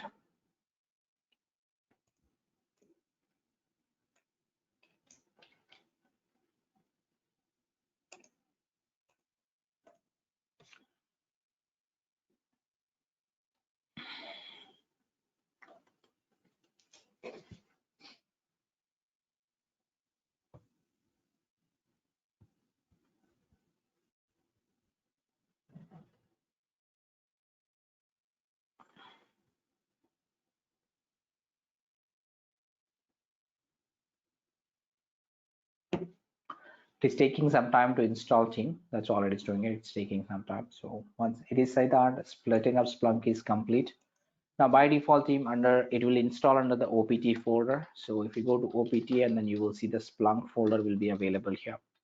Now it will be running under the Splunk. Now you will see the Splunk related binary and everything. Now you must start the Splunk server team. So for which I have a command here. Just start a Splunk start, and you need to accept the license team for the first time that you do it.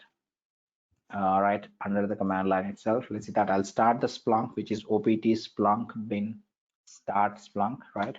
And accept it. It will ask you to enter the username team. You can enter any username here. To set the default team, I'll do admin. Now it says that the password that must have at least 8 characters. So let me see now admin 1 2 3 4 and reconfirm that password. Now once that is done team, it is going to start your Splunk server. Okay, now once your Splunk server is ready, right, we can start accessing the port number team. The Splunk server port number is by default running on 8000, right? So let's go here and try to access it. So I'll take the IP address again, the public, go here, and let's see that 8,000. Sorry, it's 8,000. So here it is, team. You can see that my Splunk server is getting launched. Now it says that by default your license is expired. Team will update to the license, a free tier license once after we log in. That's okay. So let's go here. The username team that you entered on the command line, the same thing here. Let's see that admin, and you have the password is admin 1234. Now this is what it says. Just say that, skip it. Now this is your default Splunk dashboard team or Splunk UI you call it. Now normally. Now this is combination of your Splunk indexer plus the UI team. That's what is something you install the Splunk server by default. When I mean to say that a Splunk server that we installed it will install the default indexer database. And along with that, you also have the UI combined in a single installation. First of all, team, let's update the license. So click on this Splunk Enterprise button on the left top corner. Now this will take you to a page, right? Here it will show you that you are having the enterprise license tag here. That's why it was saying that. I'd say that let's update it to the free license, right? We can go for it using this on when you get it Splunk this one. There is no authentication or user management and has a 500 MB per day. Right, this is what the license that they are giving it. 500 MB is okay for me for our test trials. That's why I just see that a free license is okay and then save. Now once you save this one team, a restart is required, it says. So let's say that restart now. Now you can just restart once, say okay to it. Once the Splunk server is restarted, we will start setting up a few things. We'll try to understand the things.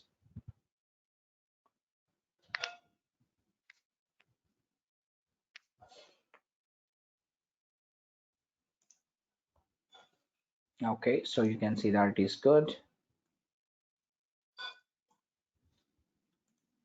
Now I just restarted my server team. That's all okay for me now. I'm back to my search bar again, right? Now this is how team you can see that update the license once you log in so that you will be able to upload the data. Without doing that one, if there is no license, you cannot upload the data into the Splunk database team. That is not going to let you do it. So that is the reason we updated the license to at least a free trial where I'll not be uploading more than 500 MB for sure. So maybe I'll upload only 10 to 20 MB of data maximum, with which we'll try to understand a few things. Now about feeding the data team, setting up the server and then setting up the UI doesn't make any sense for us. We need to feed the data to the Splunk. Then the Splunk starts showing you the results accordingly. For example, team, I have some dummy data on my system. So let me show you that dummy data. And after that, you will tell me what you look into it. Labs, I'll do it here. And then I'll go to the Splunk. Right here, I have some data team sample data. Now here team, look at that. This is my sample log files. I have it. Consider that these are a web server log files. Say that I'll go to the access log basically, right? Now here team, you will see a lot of data in this file. Okay, can you understand this data? Do you guys understand this data? No, right? We cannot understand. There is a lot of data team. There are n number of lines here. Like I don't know how many lines is here, right? I can see that there are around 13,628 lines, right? There are 13,628 lines here. That is what the number of lines you have it, right? Now I cannot understand this data team easily so far. Now I see some request called as 200 request, which is a successful request. And I might see some 404 request here as I'm highlighting it. Likewise, I would like to identify how many times I got 404, how many times I got 200, how many times I got 406, right? There are different types of error codes, team HTTP codes, basically we get it, right? Get and post, I can see, right? I'll do that. I'll share all the data with you guys. It's not a problem. You can see it, maybe, right? This is not so easy. I mean, just understand that team. It is not so easy to understand this. But let's say that if I upload the same thing into the Splunk, let me show you how does the Splunk visualize the data in a matter of seconds for us. So I'll go here team, I'll feed the data, I'll just uploading the data, not any forwarding here. I can upload the data, click on add data team here. When you click on the add data, it will go on to the next page.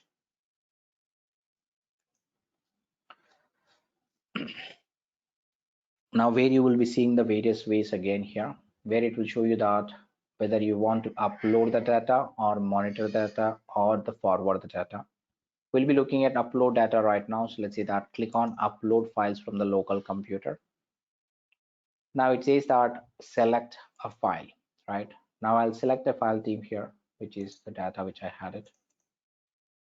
I'll go to Splunk and I'll sample data and I'll add my access log, right? Now this will upload the log file to this one team. Now once you upload it, say next, it is asking you to set the source type team. You can set any source type, otherwise by default it sets up.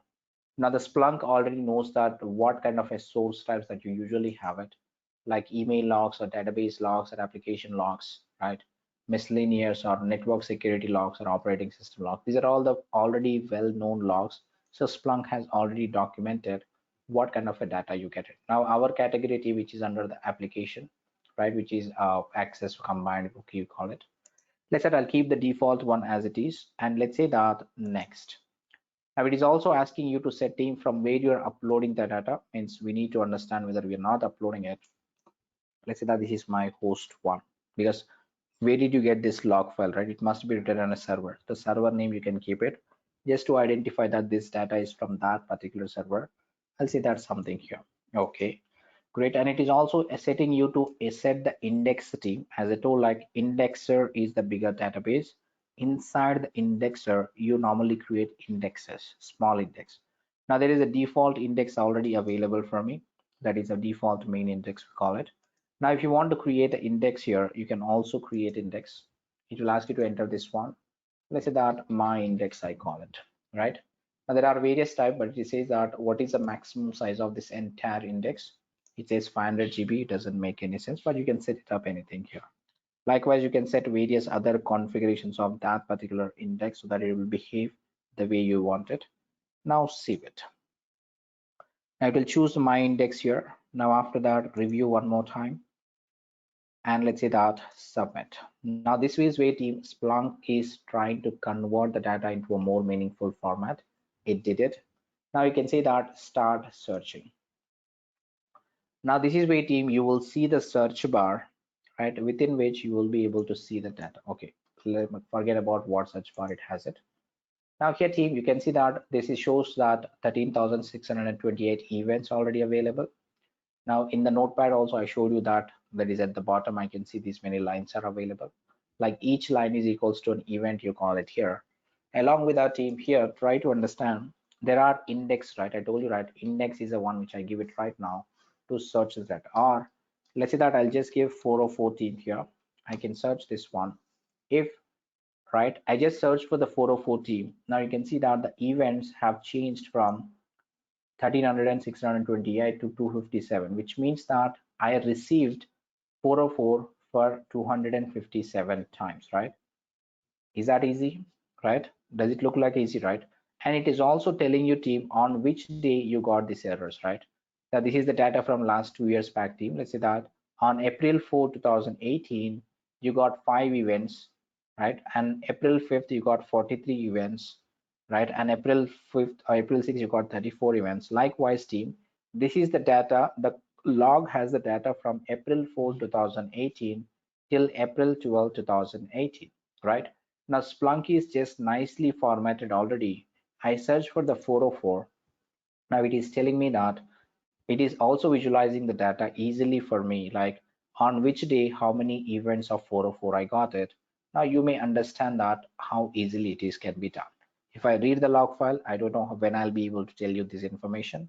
But once I feed the data, I just enter 404, I get the data ready, right? Now this is how team you can do it. If I say that index, right, is equals to main team, index is equals to main, if I set it, I do not see any data because there are different indexes we have it. Every index may have a different type of data, a different data altogether. If I set main index, there is no events because we did not upload anything into the default main index. We created our own index, which is my index. If I search my index, I'll see the data, right? That's how you can understand. Now here, instead of that one, you can see that a source type again, right? If you have setting up a source type, you can see that, which is this one. If you have different types of sources like DB logs or app logs or something like that, you may choose it. So the search query will be minimized to that particular area so that you will get a much faster results. That's what you do. Now, once you have the details team, you can also do the counting or calculations on the data that you get it, right? And let's say that stats count, I'll say that by, I'll see this one action, right? Give me this one. Now what I'm doing this one team, if you know the logs well, you will be able to do this manipulations on the data. Now you can look at this team. I know that this is the data from an e-commerce website such as Amazon. Now on e-commerce websites, what actions you do it normally? We normally purchase, we do a change quantity, we do a view items, we do a remove, we do also purchase the items, right? This is what you do. So here team, it is simply giving you that on this website there were purchases around 2041, right? Somebody added to cart around 1970 times. Change quantity was done for 504 times, right? View was done for 1846 times. Likewise, you can get the data so easily, right? Now, if I read the log file again, this may not be possible for me so easily to read the data. So this is how team you would need to understand or convert the data into more meaningful format, right? Let's say that here stats count by client IP, I call it. If I have the data, it will come up. Now you can see that team, this is called as a stats data by client IP. What do you mean by client IP here? Consider that team, if you are accessing the Amazon, you are the client to the Amazon, right? That's why team means Amazon is gathering from where you're logging in, right? They know that, okay, from which region you're accessing, what is the IP address of your system, from where the Amazon is getting requests. So it is collecting all that information for you, right? That is what it is doing it. So here team, you can understand that I'm saying that stats count by the client IP, which means that I'm getting the client IP address and I'm seeing that how many times he hit my website, right? It says that this is the client who hit it, right? 138 times. That's what you see it here. It may not be ordered in this one. Let's say that I'll see that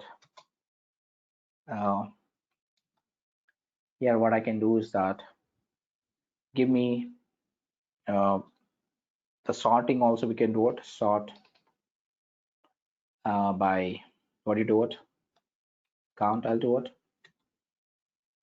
sorting the count, which means that it is going upside down. You can see that now the data is from least to the highest, right? You do it start count, we can do it, and we can do other way around also team, means we can get a head or a tail, whatever you want to do it, right? You can see that head 20 means give me the top 20, whatever you do it, only the 20 lines I want to get it. Let's say that I'll get only head 5, so you will see the data. Now show me only the last 5 results. That's what I see it, right? Now this is how team you can manipulate the data. That's what you do it.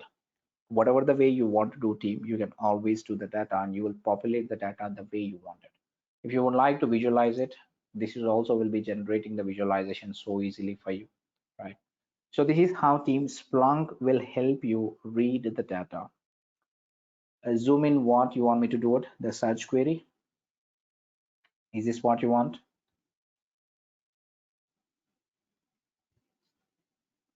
Yes, Pandit. Now I can use also tail if I want it. Tail 5, give me the last entries, I have it. That also will be there, right? So you can understand team here. You can understand that I was able to visualize the data, means I just uploaded the data team, but Splunk is letting me query the data in whatever the format I wanted. It is letting me understand the data so easily than I read a log file, right? Now this is just an understanding team how you need to have or how can you write start search queries, right? It will help you this one. This is called as Splunk processing language team. So you have to learn the queries here, how to query it. If you learn the queries, you are a master in Splunk administration, we call it. Not administration, but at least reading the data. If you are a database administrator already, if you know the database fetching data, this will become easy for you again. Okay, that's what I can tell you. Otherwise, it will be following most of the database strategies, how to read the data from a database. The same way it will also do it here. You just need to have the necessary things. Okay. Now this is all about the Splunk team. Maybe you can understand about it. If you need anything specific, you can ask me. Otherwise, I'll just let you know anything else here. Yes, team. Is everybody clear up till this point, or any questions that you have it on the Splunk that we discussed so far? Anybody have anything?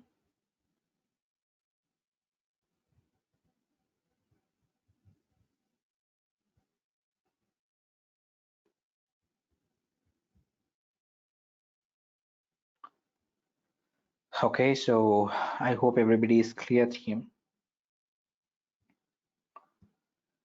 So let's go ahead and then try to, means this is all about the technologies team. I think just to quickly summarize the things here. So let me show the things for you. Let me do these things. This, yeah, here it is. So just to quickly summarize the entire topics team that we've been learning from the day one, right?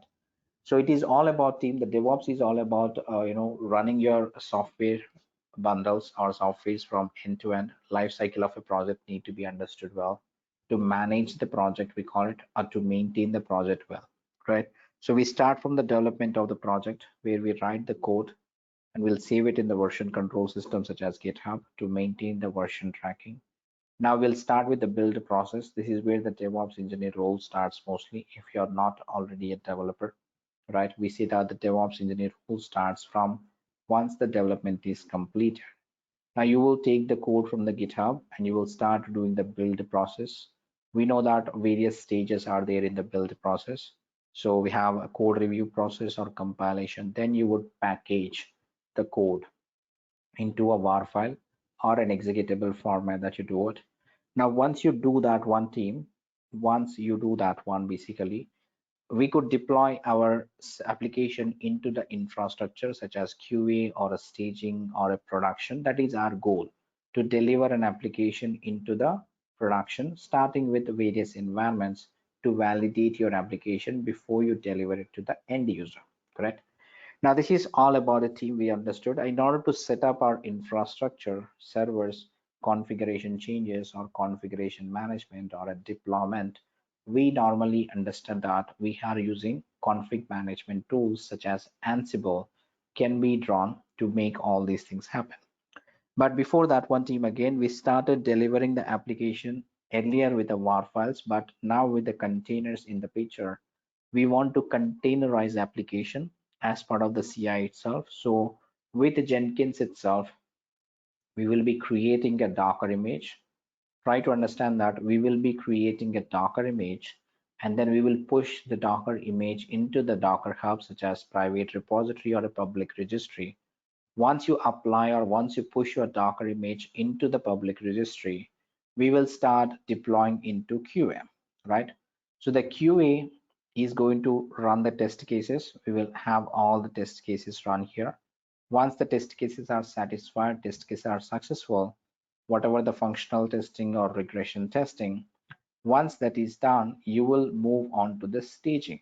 Staging is where you enable the application to couple of end users, like a beta release, you do it, and then ensure that everybody is good with that, right? Once you feel that, from the staging itself, team will start monitoring. Centralized logging, monitoring of the metrics using Nagios or logging, everything you do it from the centralized or from the staging area. And once you put it to the production also, we normally do the same thing again. We're enabling the application to all the end users. Now this is the entire flow team of your project, what you're trying to achieve it. Now with DevOps, we are trying to automate this end-to-end process. Whenever there is a commit happens from the developer machine to the source code, that has to be taken, build it, create containers, deploy to QA, run the automation test case, deploy to staging, validate it, and then finally you deliver it to the production. That is a continuous process that we're trying to build it. That is the goal of a DevOps team, to build a working continuous integration and a continuous delivery or a deployment pipeline, we call it. Okay, so this is the goal team that we are trying to achieve. To be honest, this is what the DevOps process we have it. So Splunk just store the data and represent it in understandable format. That is it. That's it. That is it, right, Pandit? That's what I've been telling you, right? It converts the data into meaningful form. It stores the data, converts into meaningful format with which you can manipulate the data or visualize the data the way you want it accordingly. That's correct. Okay.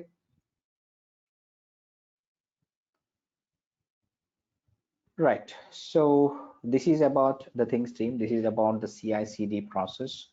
Now, just to make you visible this one, let me allow you or let me tell you how we are going to build this with the Jenkins basically, or what are we trying to achieve with Jenkins here, correct? So consider this one team, whatever we did it so far with learnings, what we did it from the day one, which is a GitHub is where we have our source code available. We know that, right?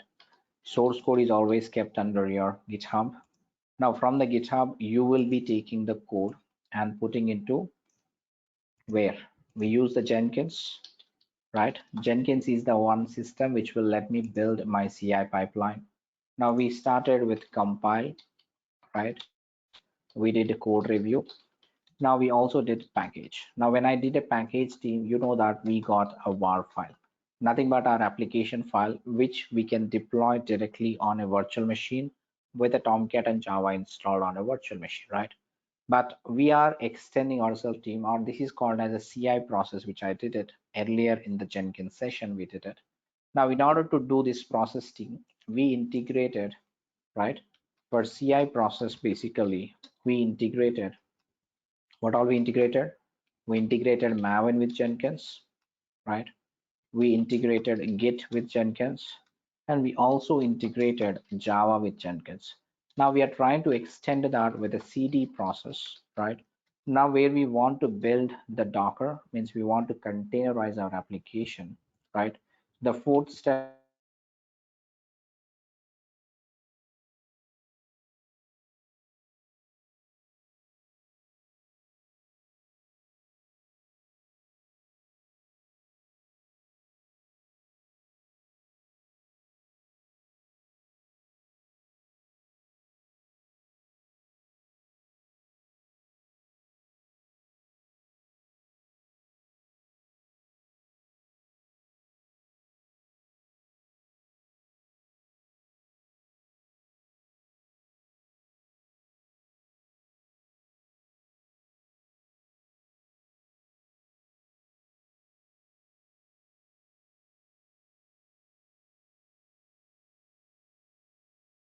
Jenkins. So what all we did it? We integrated Jenkins with Docker image with Jenkins. Okay, so team, I'm back. Are you guys able to hear me now? Yes, all of you able to hear me again? Yes, team, there is a power loss at my home. I think a small network glitch. Okay, that's fine. So we are here now. We are able to understand that. I'm getting back to here, team. I hope I was talking about the integrations part. For a CI process, basically, we normally integrated Maven with Jenkins, Git with Jenkins, and we also integrated Java with Jenkins for implementing a CI process, right? Now, what I'm telling is that I would like to extend my pipeline and deliver my application into various environment with Jenkins. So I would like to deploy my applications as containers. So what I would like to do is that I'll extend my pipeline again to build a Docker image with Jenkins. So Jenkins should build my Docker image. Jenkins should push my Docker image to Docker Hub, we call it. So here it is, team. So I'm seeing that here, you normally going to build a Docker image right now here. Now the Docker image need to be published to a centralized repository such as your Docker Hub, right? We call it as Docker Hub.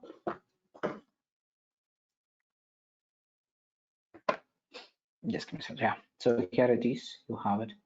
Now you are uploading this one team. The image need to be uploaded to the Docker Hub. Consider that this is what you'll do with Jenkins itself. Now, once you have done with our team, you will have to deploy your application into various environments.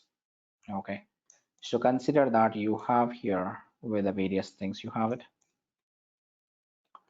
So say that here you just need to do this. These are the two different environments team that I have it, which is a QA, and this is my prod. You may have any number of environments team, but I'm just taking an example of two servers or two environments. That's all I'm trying to do it. Now consider that is a scenario here, right? Now in an environment team, we always know that in order to maintain the high availability or ensure that our application is good running, we will at least deploy on a cluster like a Docker Swarm yesterday we did. It is recommended that you will have to build a cluster when you think about running an application in any environment. Either it can be a lower environment also team. It is recommended that you need to have a cluster, right? A cluster means that you will have one manager here. We're thinking about a Docker Swarm cluster. Since we learned about a Docker Swarm cluster, we are doing this, right? Now, this is what team you can understand about. So we have built, or we would need to build two environments, right? Which will be there with this one, right? So this is the environment. With each environment, we will have at least cluster, which is a one manager node, and you will have worker nodes, right? Worker node one, you have it. Here also you have worker node one, and here you have worker node two. So this is how team you can understand about how you build a cluster like we did it yesterday. Here also it is a manager. Now here team, you must know that already we can connect to the manager node from the Jenkins now, and we do it, right? Let's say that I'll do some operation or some other package here, deploy QA job maybe. We also will try to do a deploy prod job here like this. Now, once you build this one team, you can start or between this one team, we need to think about writing an automation test suite also, right? We need to automate the process of testing as well so that our application deployment can be delivered into the production environment again, right? So without any hassle. So let's see that I'm using a Selenium automation test suite something or a test basically. So you can build another job team that will does your automation test executions, test case executions. We have it. Now you may run that. So the only thing is that here, whenever I execute this job, this would have to connect, right? This would have to connect to my QA manager and deploy my containers on my QA cluster. Now, whenever I trigger this one, this would have to connect my things to the production manager and deploy my containers in my production cluster. Now, this is the flow team, or this is what you are trying to call it as a CI and CD process. Okay. Now, this is what we are trying to call it as a CI CD process or building the CI CD pipeline. Now, that is the goal of your DevOps model or of any DevOps engineer's goal is to build a working continuous integration and continuous delivery process or a deployment process. So whenever there is a commit happens, right? Whenever a developer pushes something from his machine to the GitHub, or consider that whenever you think about releasing an application, when the final commit is done, we need to take the code, we need to do the code review, analyze the code, ensure there are no mistakes. If it is there, send it back immediately. If that is good, proceed and package it.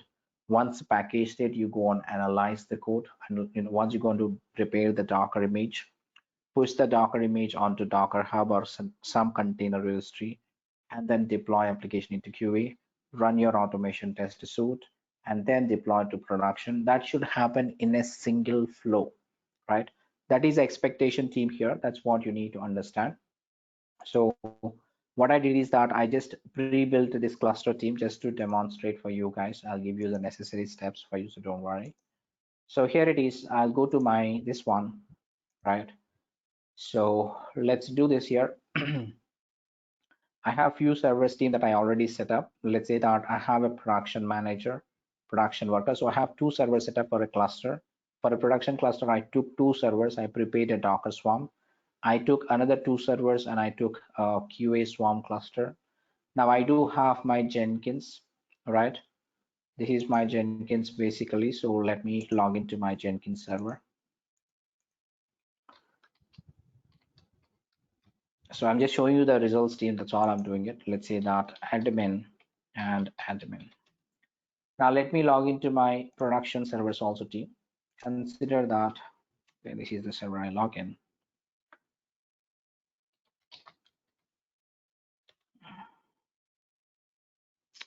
Here you can see that team. I logged into my QA manager node, which is a QA swarm.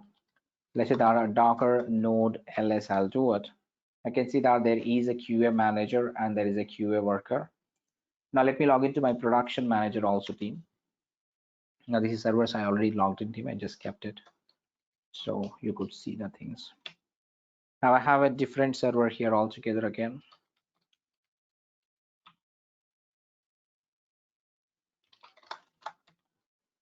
So here it is team, this is called as your prod manager. And if you see the Docker node ls, you will see that you have a prod manager and the prod worker as a cluster, right?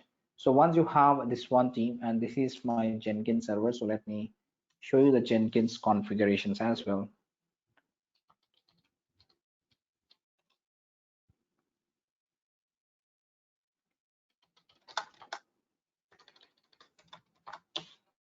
So here it is team. I'll see that a ps-ef grep Jenkins, I'll do it, right? You see that the Jenkins process is running. Now, as we did team here, as I told, we need latest things we installed on the Jenkins, like a Git. We installed Git on the system and integrated with Jenkins. We installed Java and integrated with Jenkins. We know it, right? We also installed Maven on this one, which is Apache Maven, bin MVN and the hyphen version. Now, these are the tools team that we installed it on the other day when we worked with Jenkins, and we installed everything and we integrated everything with Jenkins, right? Now, similarly, team, I installed a Docker on the same Jenkins machine, right? Which is a Docker, I'm doing it. Now, similarly, I also installed Ansible on the same machine again, right? So that I can have these things integrated with Jenkins for performing the Docker image build and publishing the Docker image to the Docker Hub. And for deployment, I'm using Ansible to log into the target systems and deploy my application accordingly. So what I'll do is that right now, let me show you here. As you can see that team, this is the CI/CD pipeline. Now I have everything built as I told you here. So I have from the compilation, code review, package, and then deploy to QA, and then deploy. There is a Selenium test suite, maybe you run it. This is just a dummy job team. There is nothing real here, just like I kept it for you to understand it. And finally, you have deployed to production, right? So let me run this one manually. You may make a change in the source code also that will trigger this automatically, like we did in the Jenkins session, but let me trigger it manually for now, right? So consider this one team here. It is actually doing it, a compilation. Now it will start triggering everything team.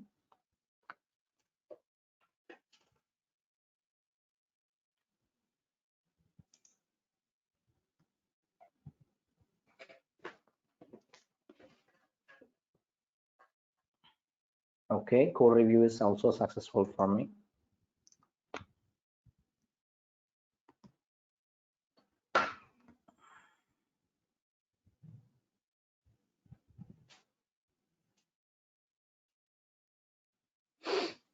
Now the package is taking time team because here it is doing multiple things as I showed you, right? It will be building the Docker image for me. Look at this here. Let me zoom it so you will see a clear picture here. You can see that team, it is actually building the var file. That is what the Maven job is, to build the var file. Now, once after it is building the var file, I started doing this one, which is called as Docker build. We know that we can build the Docker image with a Docker file. So I prepared a Docker file and I'm giving this to Jenkins. So Jenkins is doing the Docker build and it is naming it as Learn DevOps Sample Java app, and the build number is 12. Try to understand that I'm versioning my Docker image here. The Learn DevOps is an account under the Docker Hub, and this is the repository inside the Docker Hub. So where I'll be pushing this one, right? So to say that from Tomcat image, I'm taking it, I'm copying the var file to my Tomcat web apps folder, right? And I'm also running my necessary commands to run my Tomcat server. It says that successfully built, successfully tagged your learn DevOps sample Java app. This is what all I'm doing it. Now after this, I'm logging into the Docker Hub using a Docker login command -u and then the password I hidden here. It says that the login is succeeded. Now it is able to publish Docker push learn DevOps this one. It is actually pushing your Docker image to the Docker Hub. It says that pushed successfully, right? Now let me show you this one team, hub.docker.com. It should be updated here as well. Let's look at that.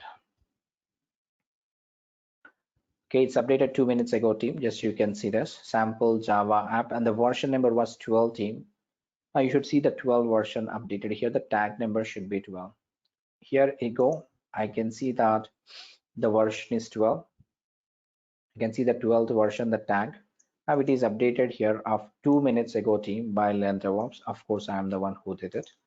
Now, once you did this one, team, it is triggering the QA job. So if you go to the QA job, team, I think we need to go to the log, the build number here, 410, console output. If you look at it, this was triggered. It is building something. Now here, team, I'm running the Ansible. If you look at it, I'm running the Ansible playbook with my customized inventory, and there is a playbook I'm doing it. For playbook, team, I'm passing the variables here. I'm choosing the environment to be the QA. Now this is like a group in the inventory team, like we discussed on that day. We can prepare the Ansible groups in the inventory file. This is a group called as QA, right? And the QA group where I mentioned the QA manager IP address, and the version number I'm passing here is build number 12, right? So sorry, it is able to deploy the 12th version for me, right? Now QA, I'll do it. It is gathering and it is doing any remove options if there is any, and deploying an application and then doing it. That's all. So if once after this one is done, team, if I would like to validate my QA, right?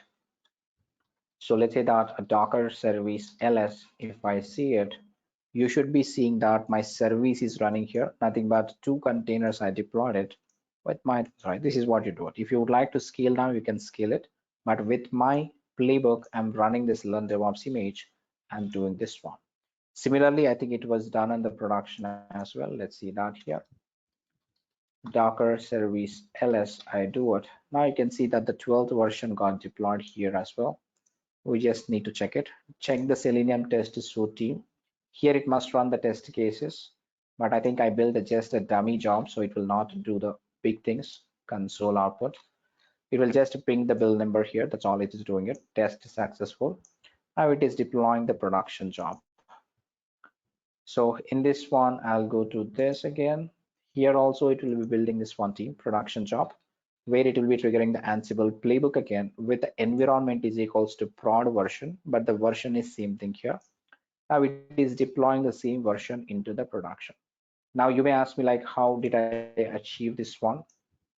I'll give you all the instruction team. Again, I'm telling you, but I'm showing you on the top level. It will take certain amount of time to build all this pipeline. So we just did it, right? So but let me run one more time just to show you that whenever I run the pipeline team, every time it will build a new Docker image, every time it will do a new build version to be deployed into the production or QA like that.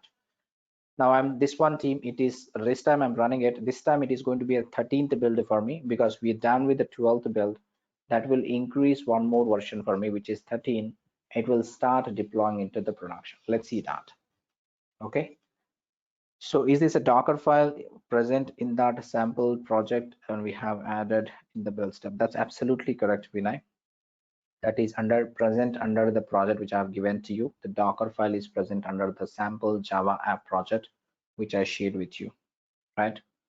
So that is where it is available. Then only I'll be able to do that, right? The playbooks, the Docker file, everything is available under the sample Java app project, which I've given to you. Please look at that and do it. Okay. I'll show you the instruction also. Don't worry about it. Just see that here. This is the 13th job team, which means that I should see the 13th version uploaded here.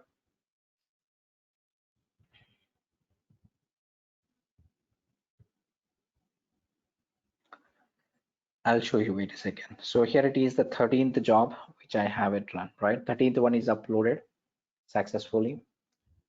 Now after that, it should be deploying the 13th version as well for my QA and then rest of the things, right? You can see that this is done. If I go on validate in my QA again, it should delete the version 12 team and it should deploy the version 13. As you can see that deployed, removed the version 12 and deployed my version 13 again. So whenever you run this one team, whenever this pipeline runs again and again, it is actually going to build a new version, is going to deploy the new version, ensure that it is tested, then it is going to do the necessary stuff for you. This is all the steps team which I built it. I just demonstrated, but let me guide you to how to build this one also, right? Now all the configuration steps, whatever is needed for you, everything is present under the repository which I have given to you. All the configuration of the job, including the step-by-step process. See that this is where team I kept it, which is under the CI/CD flow folder. Not sure if you looked at this documentation yet. Go to the project which we shared with you. Under that there is a folder called as CI/CD flow. Under that, you see a guide to create a CI/CD pipeline on Jenkins using Docker and Ansible. I have given clearly the steps from step one, from creating the VM to install Jenkins, install Docker, install Ansible, configure Jenkins with Docker. You have it. Step private, provide Jenkins user sudo privileges and everything. You have it, right? And set up the target environments like the, the Docker Swarm environments. You have it. Everything is set up here. Set up Ansible inventory and Jenkins machine. Log into Jenkins UI. Create or install the required plugins you needed for this project. Create a credentials. The Docker Hub password which I given is hidden for you. So how am I creating that one? Creating a credentials for Docker Hub password to be hidden format. Now configure Java, Maven, Git, everything with Jenkins, right? Right. And now with that, now let's get started the CI/CD pipeline. Now you have a job run, compile, code review, package, and then deploy to QA. I have written every step I did it team, very clear instruction, each step that you need to do it. Now this is what I have done in my Jenkins jobs also, right? This is what I show you here. So inside the package, if you go for it, configure it, right? Now source code management, here I configured it. Build triggers, we configured it. Build environment where I'm fetching my Docker Hub password just to be hidden format because I cannot expose my passwords. So I have created credentials and importing my password as this one. Secret text, I'm doing it. And after this one, you do this build step where I'm building the package first of all. And after that, I'm running the necessary Docker commands to build my Docker image and publish my Docker image to the Docker Hub. After that, I'm triggering the QA job. So it will go ahead and then trigger the QA job for me. Now inside the QA job, I'll be running my the Ansible playbook. Sorry. Inside the QA job, I'm running my playbook. So I'm giving the source code again, which is a GitHub, right? Build triggers, I'm not using anything, but under the build, I'm doing it something called as Ansible playbook, inventory, and the deploy. Where is this deploy.yml is that team? These are all available under your source code project. Okay. If you want to look at them here, everything is available here.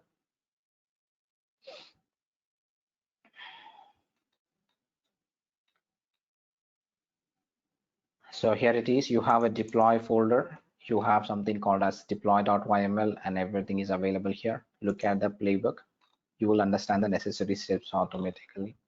Now you do have the Docker file here team inside the project, which is Docker file here. You have it, necessary Docker file.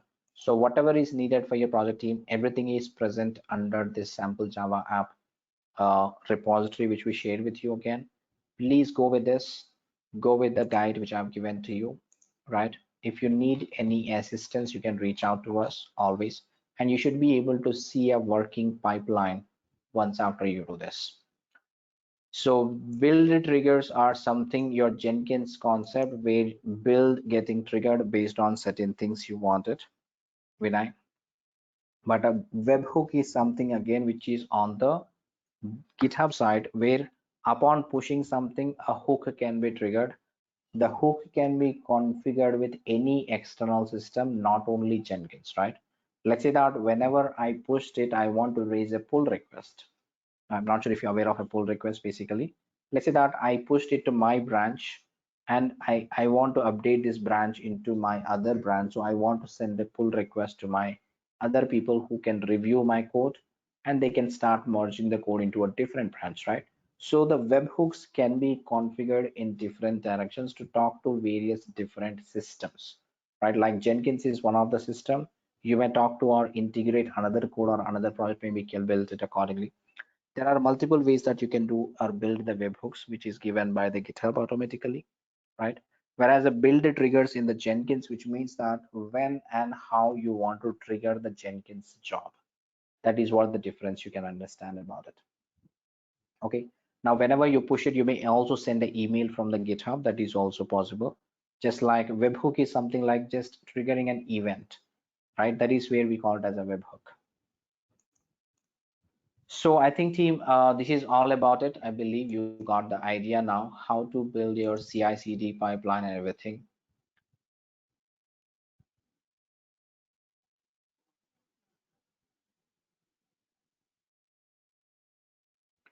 That is what I'm giving you right here. Atul, look at this. Can you implement the project on your own? This one. I'm giving a guide only, right? I don't tell you how to do this. This is your guide. Okay, this is your project. Try to build this project, right? Implement this project and let me know if you're able to finish it. Right? You can let me know the things. Okay, so this is your project. I want you to see it. I want you to build this entire project and make sure that if I run it, I'm seeing this one, right? End-to-end flow is working for me. I want you to do it on your own, following this guide. Let me know if you can do it. If you need some assistance, you can come back to us. So this is all processes mainly done by Jenkins. That's correct. That's what you see it. So Jenkins is able to collaborate with n number of things and do the necessary things for you. Training at devopsuniversity.org, Vinay. That is what the email ID you can drop to us. So whenever you want, you get something, please drop an email to that email. So we will be replying you accordingly. Okay, so that is training at devopsuniversity.org. That's what you need to follow always. Okay, right. So I hope you all enjoyed the sessions, team. I think this is our last session. So thank you so much for enjoying and listening to me for the last 5 days. I hope I was able to understand, able to make you understand about the DevOps process and everything. So all these things, LMS activities for your lifetime. I think yes, Atul, you will have access to LMS lifetime. There will be no question about it.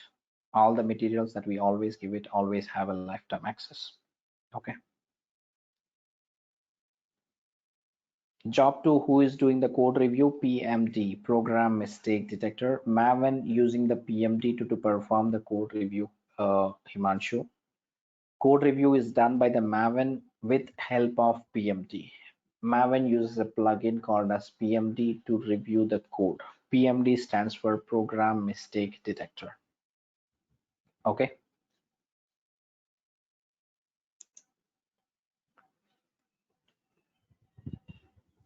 Yes, that's a Maven plugin. So can we also integrate Sonar in Jenkins? Absolutely right. Yes, we can do that. We can also integrate Sonar with Jenkins. I can publish my Sonar code review analysis to Sonar directly instead of the default PMD view state. Yes, we can do it. Vinay, absolutely possible.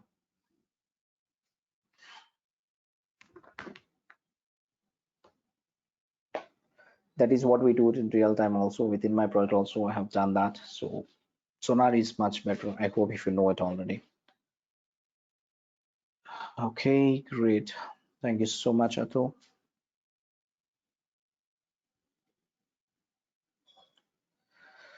Great, great. So I think team, this is the time now to say goodbye. Thank you so much again. Hope you all enjoyed the session. So please, do practice team. The more practice you do, the more knowledge you gain it. So all the best again. Good luck with your foundation exam. You will get an email, Vinay. You will get an email on the exam when you can do it. Just for a glimpse on the exam, it is an open book exam. You can open book means you can Google and do everything. You will have 30 questions. You will have 30 questions, okay, and then you will have to pass 70% is the pass mark, which means that you need to answer 21 questions correct. Okay, that is a pass mark that you have it. Now you will be receiving an email with the exam configured on your name. Once you receive the email, you have 60 days to attend that exam. Okay, means that you have 2 months time. Within the 2 months time, you can attend the exam anytime. That is completely online. You can sit at your home and attend it. You don't need to go anywhere. Okay, so once you're done with your certification, we will be sending you the certificates accordingly. That's what the DevOps University does it.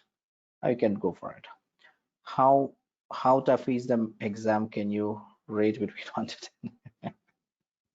So based on your understanding about the concepts that we discussed, Pandit, if you understand well, it will be easy for you, right? If you don't understand thing, it will be difficult for you, right? So you must test your knowledge. You need to practice a lot before you go for the exam. Okay, just do a practice. Don't worry a lot because it will be easy only. I'll say it will be multiple choice question and you will be able to understand easily and put it. Anyway, you have a help of Google also. You can do it easily. Right, you can face up 50-50. You will pass for sure, 100%. What about the quiz? Quiz is your optional whenever you want. Quiz is designed more towards the exam. You may practice the quiz multiple times. If you can answer the quiz within time and you will able to answer all the questions in the quiz, you will be seeing most of the similar questions in the exam also. So you'll be able to pass the exam also easily. Yes, all the quizzes inside your LMS are proportionate to your exam, means which are directly, maybe you will get some questions from the quiz also in the exam. So please do not forget to practice the quizzes. Okay, quiz will help you to understand more things on it. Okay, practice the quiz, that will help you pass your exam easily. Not the same questions, not the same questions, similar questions you will get it. Okay, so if after DevOps Foundation course, what is the next course? We have DevOps Professional, we have CKA, Certified Kubernetes Administrator. You may go for DevOps Professional, where we'll be discussing about the more detailed course, the same content, the same tools, but we'll be discussing in detail with spending more amount of time. Here we spend only 12 hours to spend the entire course, but the professional program will be spending around 32 hours. So there you will be practicing more concepts with every technology that you learn it. Okay. Okay, so team, again, good luck and all the best. Have a great day. Take care, and I'll see you next time again. Take care. Thank you.